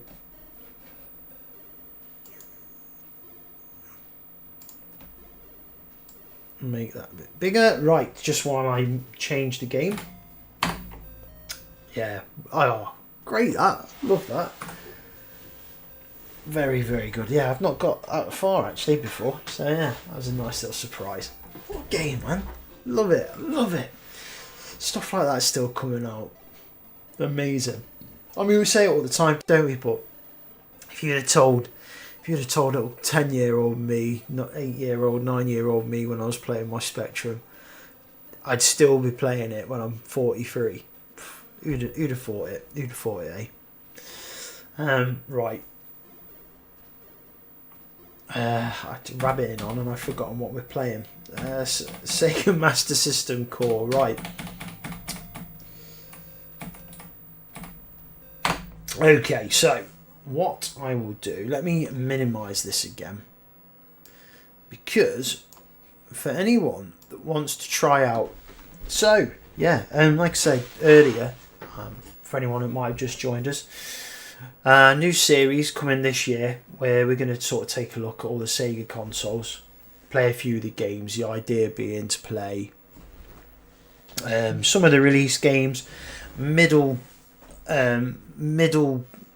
sort of era games, and then late games. That's what I'd like to do. Whether that happens or not, who knows? It's like herding cats sometimes, but that's the idea anyway. And so you've got those like 3 stages of games, haven't you? Because you look at early games, it doesn't matter what the system is. You look at early games and then you look at late games, and it can be such a massive difference in terms of output. And yeah, the systems will get newer, and graphics and everything else will get better, but you've still got that runs all the way through all systems. And so that's, yeah, and we can sort of tell a little bit of the Sega story as well as while we go. So that's why but I thought we'll stick with the consoles for now and go back to the SG-1000, stick with the consoles for now, and then maybe we'll take a look at the arcade cabs and stuff like that at a later date. I kind of want to leave that to one side for now and just look at the consoles. Right. So for anyone that wants to play along with any of these games, or go and have a look at the SG-1000 library, they do run in. This ties in actually with the comment here. So King Pepper 41's comment. I take it you're using an FPGA device. I'm using the Mister. Just the Mister stack. It's not the multi-system or anything like that. It's just the standard sort of layered board stack in a case, and I'm using the snack adapters to use to the official controllers. Now, SG-1000, the Master System was backwards compatible with the SG-1000, with some caveats. Some of the games you'll get some funky colours. Now, I can only sort of come at this from the Mister or FPGA side of things for now. What I'm aiming to do before we record, I'll get my Master System down, and I'm going to run the multi-cart on there, and I'll see how it handles on the original Master System. I've got a multi-switch on there, so I can run it in like 60 hertz and 50. So that shouldn't be a problem. I can also play a bit of the NTSC Castle of Illusion, which try and get that speedrun record on that. Right, in terms of a couple of little things that you're gonna have to change to get these SG-1000 games running. I've just scrolled down, and this applies to both SMS cores. There's 2 cores. I haven't tried the Genesis cores, but they're backwards compatible with the Master System, so in theory they should also run the SG-1000, but I haven't tried that yet. I will before we record, so I'll hopefully have these answers by then. Region, these Japanese games, so it has to be in Japan for the region. BIOS, disable the BIOS, and it should. I haven't found a game that doesn't boot by changing those 2 features, or those 2 options. Everything that I've thrown at it so far has worked okay. If you don't, what you'll get is like, in fact, I'll show you. Let's change it to US, and what you'll get is a pixelated mess. So let's find an SG-1000 game. Bombjack's an SG-1000 game. Obviously you can see it's an SG, it's .sg on the ROM file, and what you'll get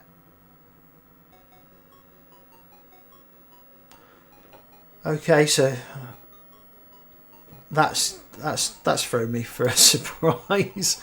Obviously it's game specific. Let me sort this out. So we've got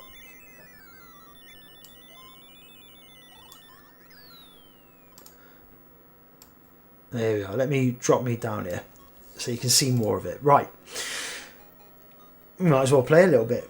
This is obviously going to be game specific then, because some of the games that I've tried wouldn't run unless I had that in Japan for the region. There we go. But just as a heads up for anyone that's trying, let's do a little bit of Bonjack. Let me swap over my snack adapter, because I've still got my N64 one plugged in at the minute. Drop that down there. There we go. Right. On the old Master System pad, it gets a rough ride than it Master System pad, but I don't mind it. I grew up with it, so I love it for all its faults. Right. I suppose this is a pretty good example of where we're going to be with the the SG-1000. Some of the games look a little bit rough, but you got to remember where we are. This is 84, so as a comparison, you're looking at like the Spectrum, and I suppose the NES is a little bit after. So that's where you're looking at the 2600. That's for these games. That's your comparison, not Master System. This is a good sort of couple of years before the Master System. Right, let's play a little bit of Bonjack. It's rough. It's rough.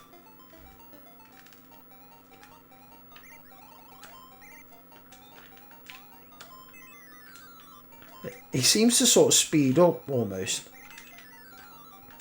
Like I say as well, some of these colours could be a little bit different. It's something else I've got to look at before we record. Like I say, it runs the games, but it can do something a little bit funky with the palette swap, purely because I think the Master System had obviously was capable of displaying way more colours than this was, and I think it used a slightly different palette, so that's why some of the colours are can be a little bit off.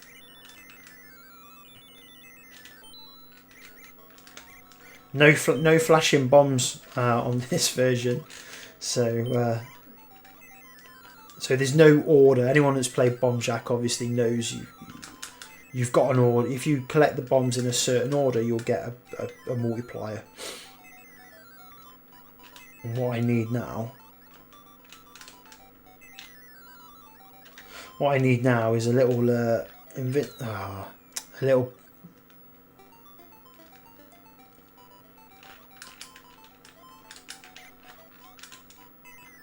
There we go.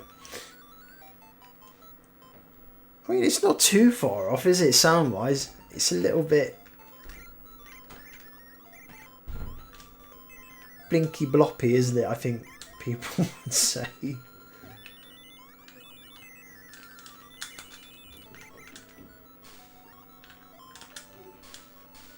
But I mean, it plays a decent-ish game of Bomb Jack. I think I'd probably pick the Specky version over it, but I mean, it's not bad. I mean, I think for the time, it's pretty impressive, especially those backgrounds. It's such a good game though, Bomb Jack. It's one of my go-tos on the arcade for sure. King Pepper says, "Do you think FPGA is the future and not emulation?" I think there's room for both. I think the more hardcore will probably lean into FPGA a little bit more than emulation. But I think things like when we see these retro collections on the Switch, for example, they're going to use emulation, aren't they? Obviously. So I think you're still going to get both.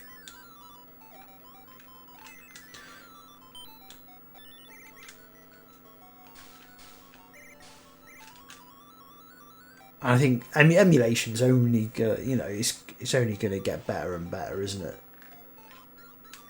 And FPGA for the, it's not something. It doesn't. A lot of like the development side of FPGA seems to come from like the community. From what I can see, whereas. Emulation, I think it's more my opinion, it's more likely to get worked on. I mean, I don't know if Nintendo would ever sort of admit to using their own in-house emulators. I think it's been shown that they tend to use already developed emulators, don't they? They've been caught out before, but you can imagine them using I think Sony might use their own emulators for certain games. So yeah, I think you still see both in the future.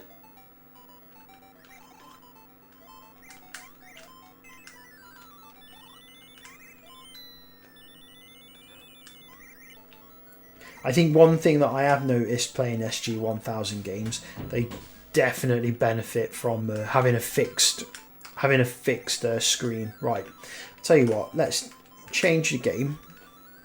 Because I could sit and play Bomb Jack all night and no one wants to see that.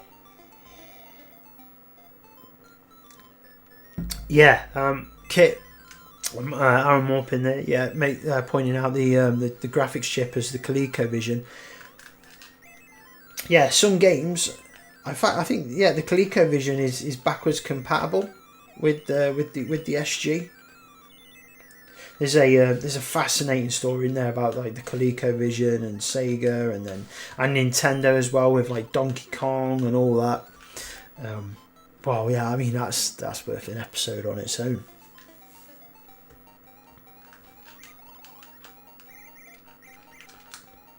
Right, let's pick another game. Right, what else have we got? In fact, let me pull up my my list here. Load Runner, Monaco GP. Dino, I know Dino likes Monaco, so let's fire up a little bit of Monaco GP. Let me come back to my capture card. Right, so Monaco GP. The one thing that does annoy me a little bit about the FPGA, you can't navigate the menus on the snack adapters. You still have to have like the little keyboard or something in front of you. Monaco.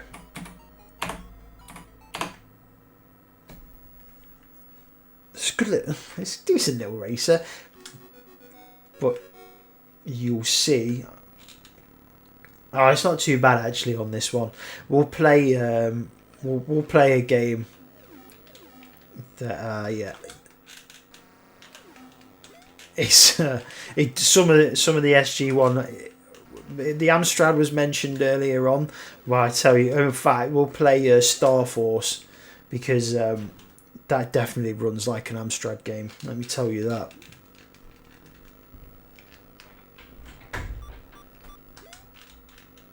But I tell you what, as a port, it's not actually.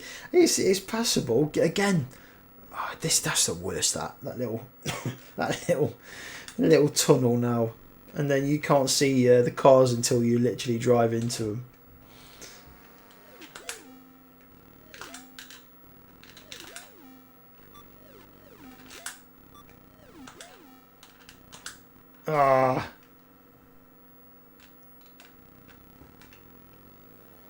Here we go.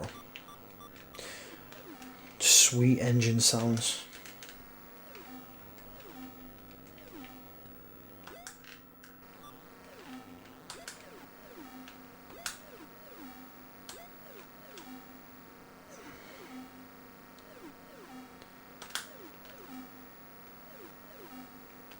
Horrific. Onto the ice.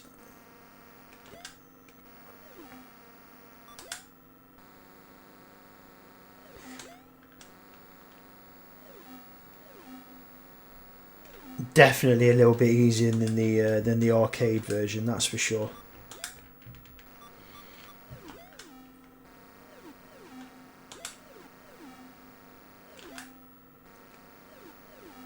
I'm not sure quite what's going on with the vehicle designs, but you know, there we go. Simpler times, eh? Oh no.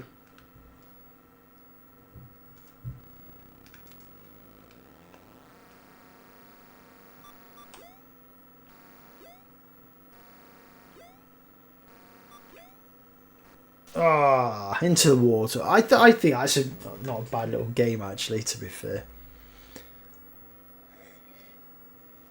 What I want to do actually before we finish up tonight, I want to show.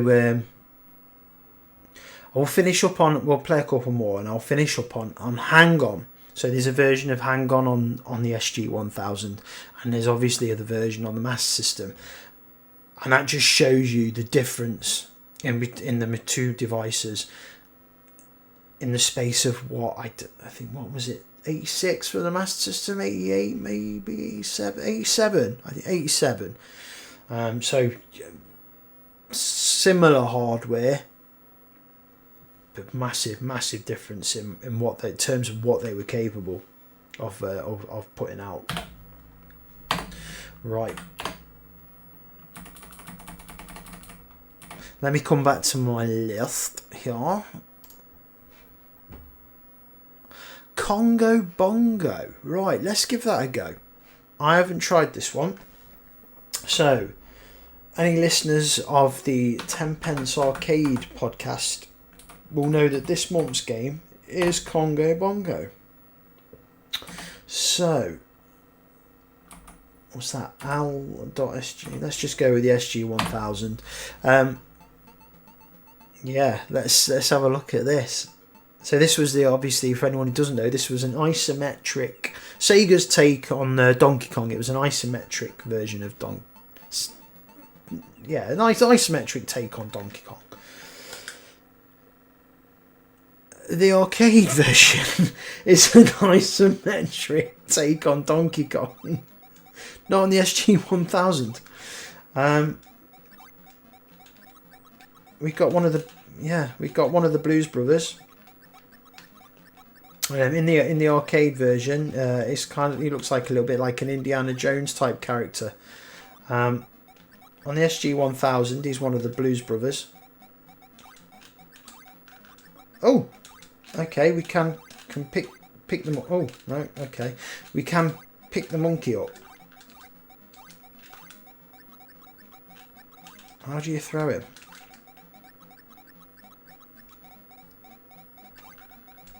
I just noticed that gorilla. just noticed that gorilla sprite at the top of the screen.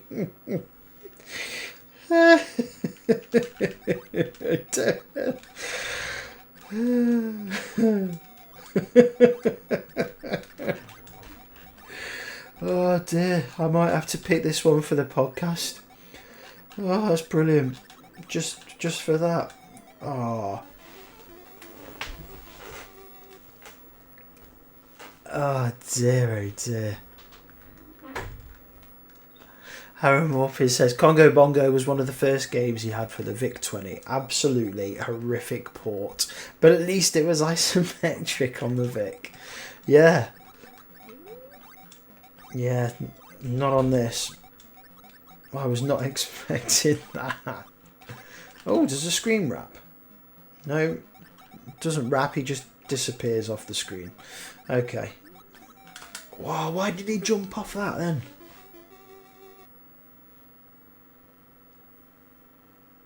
It's a terrible game, but I'm intrigued to have one more go just to see if I can get to level 2.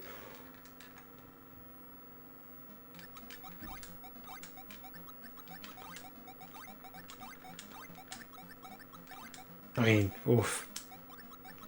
Simpler times. It just sort of... Am I doing this wrong? He just sort of hits like an invisible wall at the end of the jump.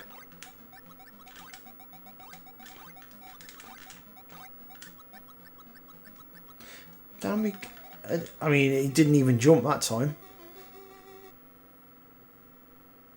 Wow.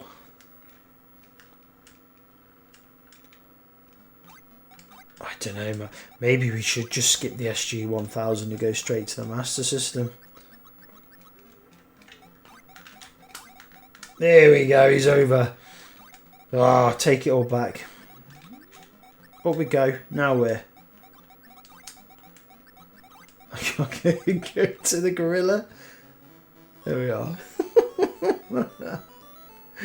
I love that.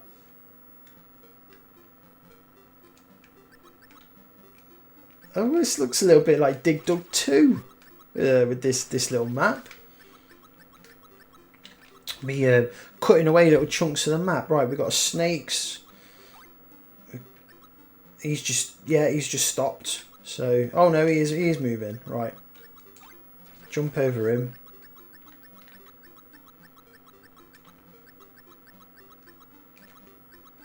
Then we got to jump on the hippo, I'm guessing. So a little. Oh my god! Wasn't expecting that. Game over. Oh, there we are. That's Congo Bongo. Dear, oh dear. Right. Let's have a look. What we got. Oh, I have played this one.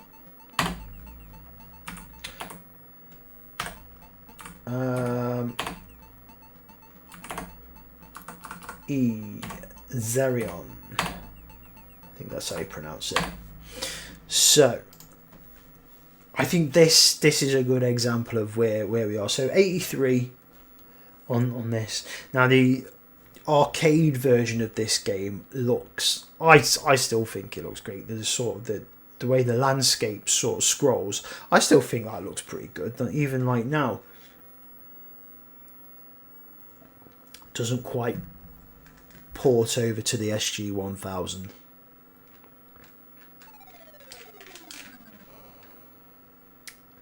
Yeah, that's a bad start. And what I found as well, right? What I found, you lose the sprite in the landscape,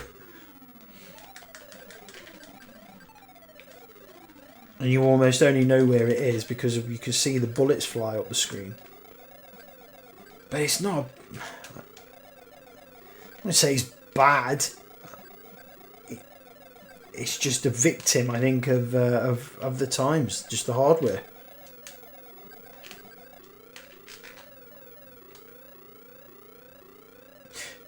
Especially when you see the Master System doing, I think he did a decent job of like Space Harrier. I mean, a good sort of 5 years later, I suppose.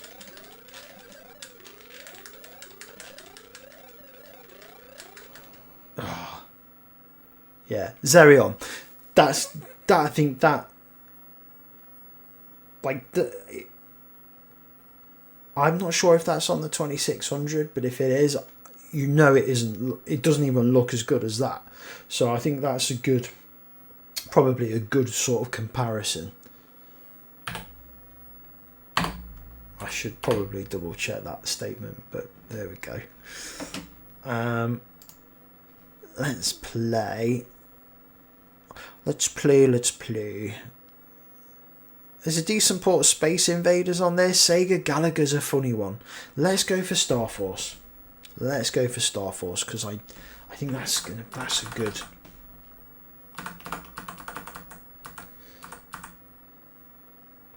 There's parts of this port blew my mind when I fired it up. Blew my mind. So we are original 84. The port came out in 85. An absolutely incredible shooter, this. And just listen to the audio. Let me turn it up a squidge, actually. It's there. Like, I think they've done a great job on the audio in terms of the shooting. It's all there, even your little power up, and then you get your little jingle for your auto fire, the power up. It's all there. But what I was talking about with the Amstrad, you can see the way that that sort of back, not the Starfield. I think this does nice actually. The Starfield scrolls really nicely, but it's that sort of the ship. I suppose, is it a ship? I don't know, ship or the land or whatever it is that you're flying over. I suppose it's a ship. It definitely has got a touch of the Amstrad on that, on the scrolling on that. Right, let's dive in and have a game.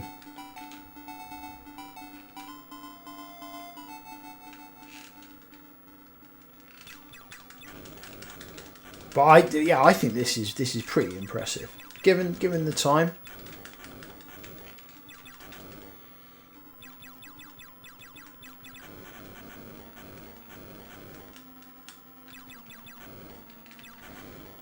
And it's all here. The little secret. Oh, there we go. Obviously, anyone who's played Star Force, if you shoot the shit with these little, I suppose like these little bases, these little blue bases, and you'll find secret ones through the level as well. You'll get a big old score multiplier at the end.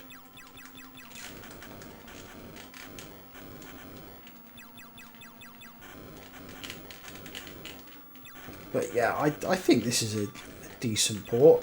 Obviously, the scrolling is just a victim of the time and the hardware capabilities.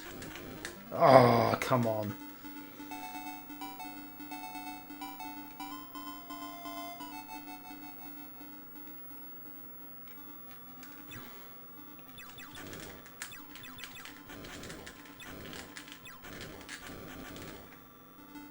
Again, I think sometimes you can lose that sprite in the back, or I can. Whether it's, I don't know, maybe it's my dodgy vision, I don't know.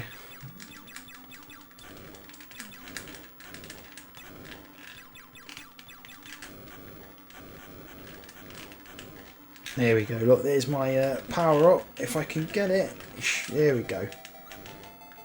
I mean, there you go. I mean, that sounds as good as the arcade to me.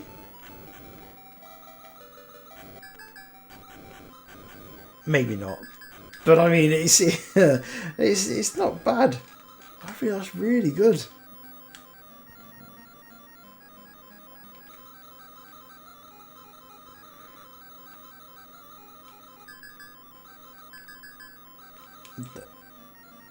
On the arcade, you fight the boss, and then it takes you to the end of level. On this, you just carry on.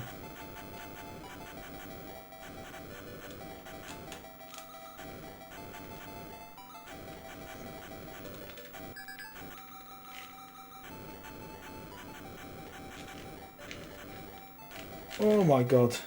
Again, I think just because of the way the bullets flicker, you just lose them.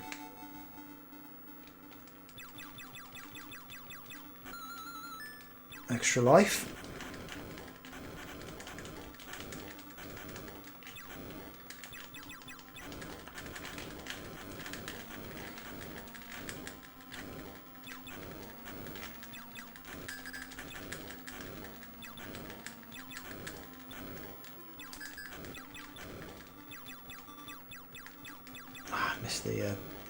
Oh no, I wasn't sure if you could do like the old 1-2 tap and get like faster bullets, but that doesn't work. You still got the standard fire rate.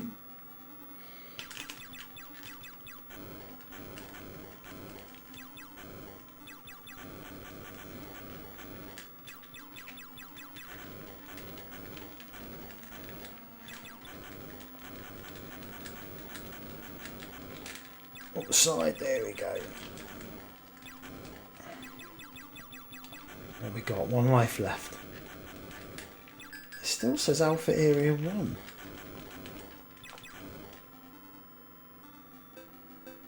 I mean, overall, I think that's a pretty decent port for the age and the hardware. I think that's a decent port.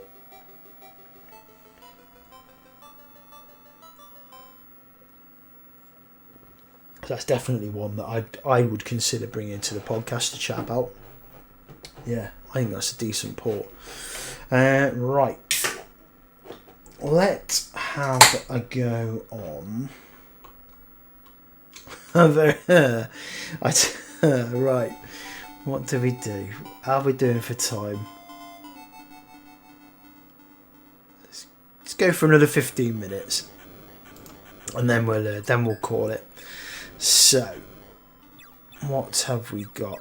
We got the SC3000. So that was the Sega My Card format.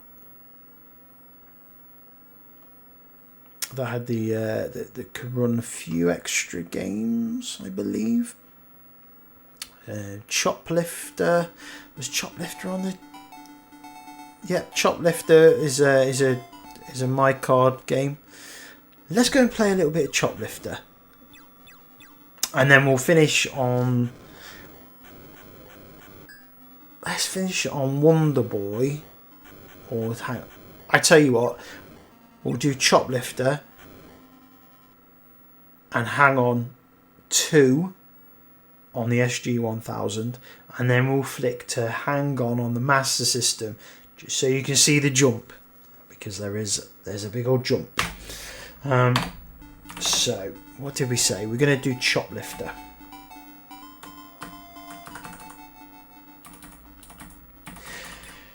Choplifter. There we go. SG-1000 prototype version, Master System version, and these are all working on the USA. Oh, I love that music, by the way. Do do do do. Very cool.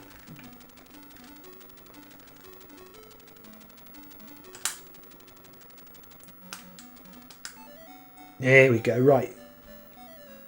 So, Choplifter, we have to. There'd be some little tanks. Boot it along. There we go. Right. I think a little bit, Defender.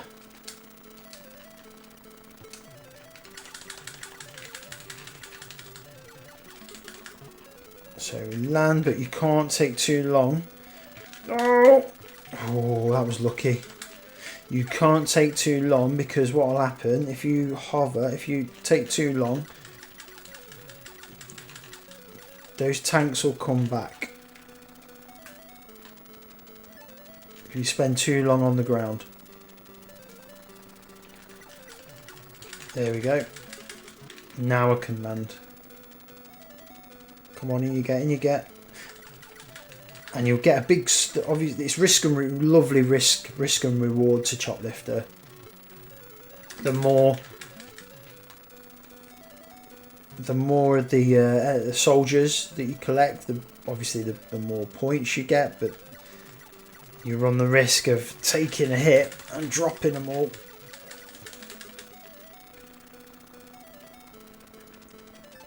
And you get...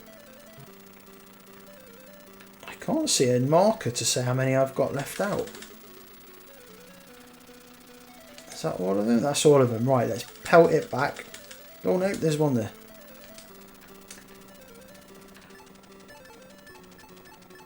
Come on, and you get... No, don't run that way.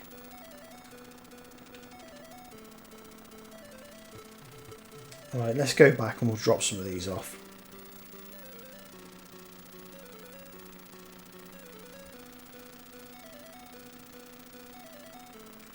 There we go. And let's land him in. In we come.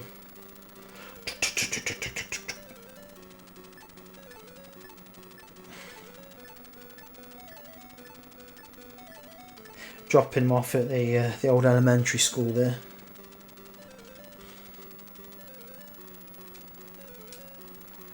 And away we go again. Right, let's go and get the rest of them.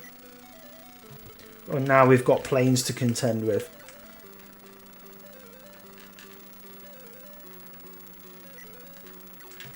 And they they drop it out of nowhere.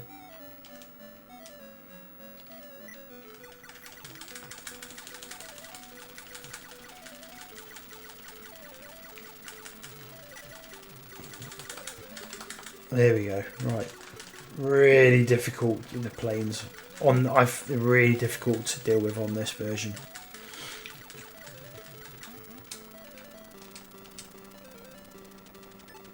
Come on, in you get, quick. There we go. In we go. Oh, ace pilot. Ah, oh, it's the wrong way.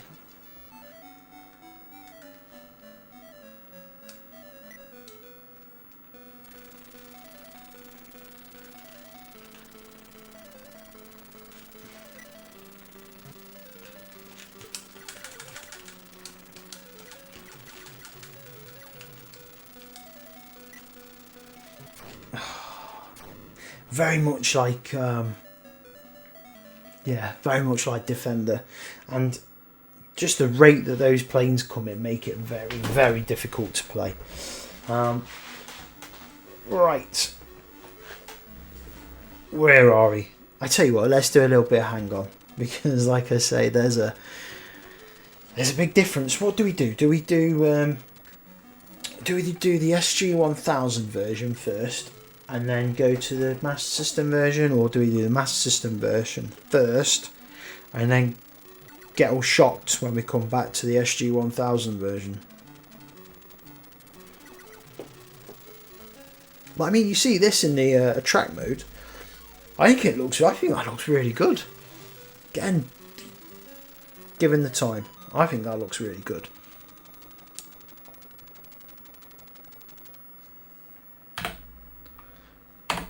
Right.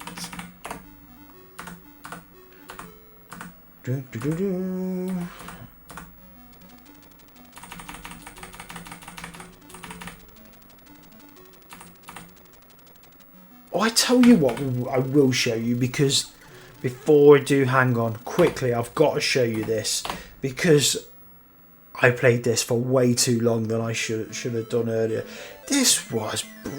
This is a fantastic port, and I'll 100% bring this one. If I'm sure Regan will bring it if I don't. But we got to have a chat about this, Mark, because this is a great version of Hero, and I know Dean.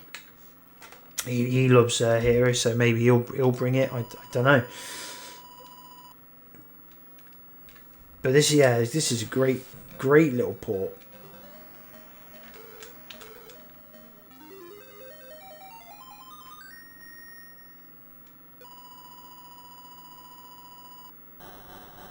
Yeah, I had to show you this actually.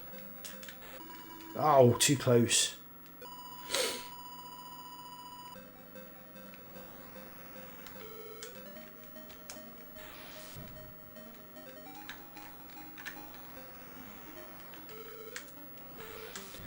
Those laser eyes, they'll get you.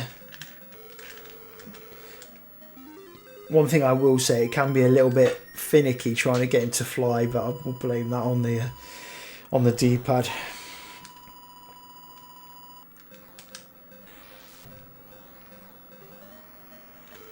Oh no!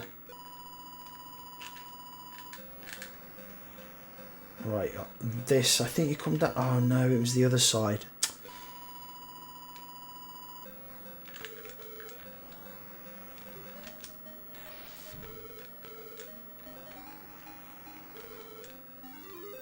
I think it's this level. You come down the left hand side, or is it the right? It might be the right. If you come, I think if you come down the left, then it's all the levels blacked out.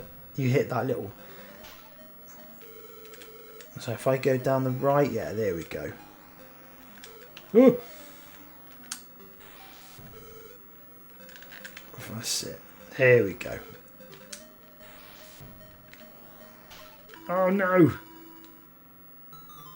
Brilliant. It's just a quick look at that one. Yeah, I was well impressed with that hero. Really good version of that. Great game. What a game that is. Still playable today. Really good.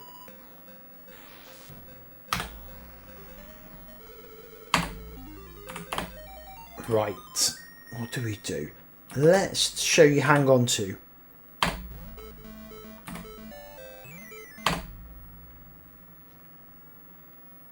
And then we'll have a little go on Hang On One on the Master System. So, title screen, not too different. Decent little ditty. A little bit rougher on the gameplay.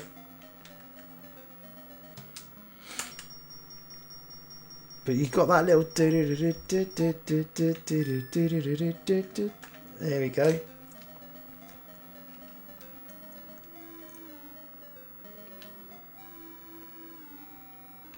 I can hear that. I can hear that arcade, that playing in the arcade. On the attract mode. Oh, it's really tough.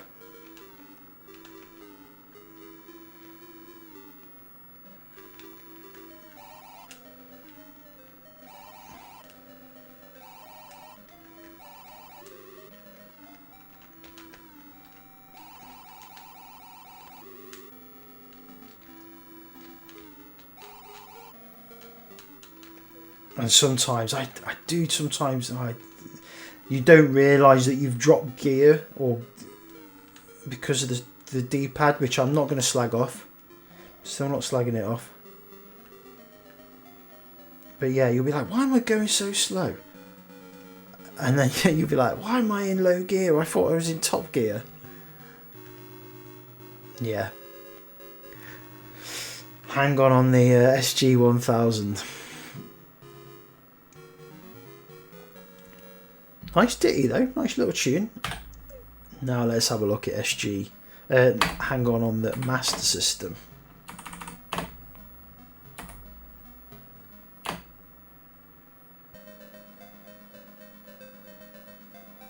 mean, that already screams the arcade to me.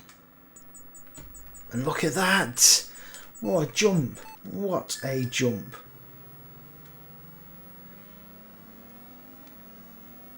It's almost like you've gone from a.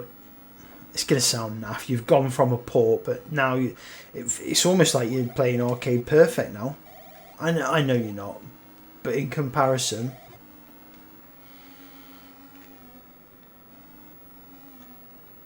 still not slagging off the D-pad. Oh, I wasn't expecting that.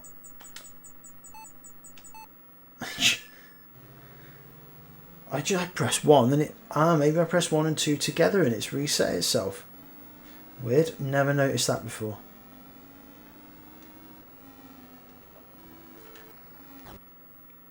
No, it is resetting itself. Okay.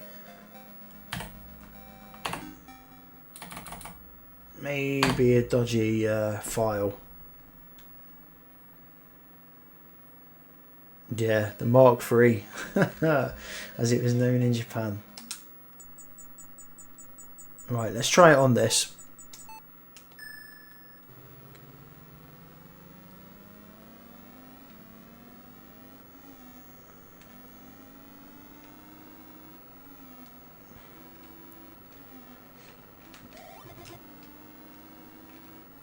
God, that it does feel really narrow though, the road.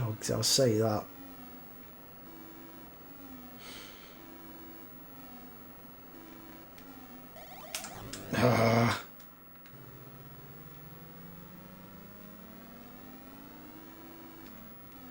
Me and my cousin put hours into this game, alternating between this and an Alex Kidd on the Master System.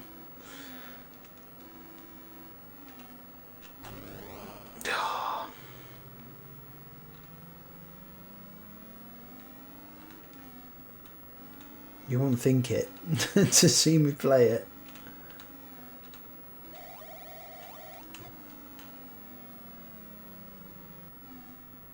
I didn't even make level 2. But yeah, you can see a massive difference there between the SG and the Master System.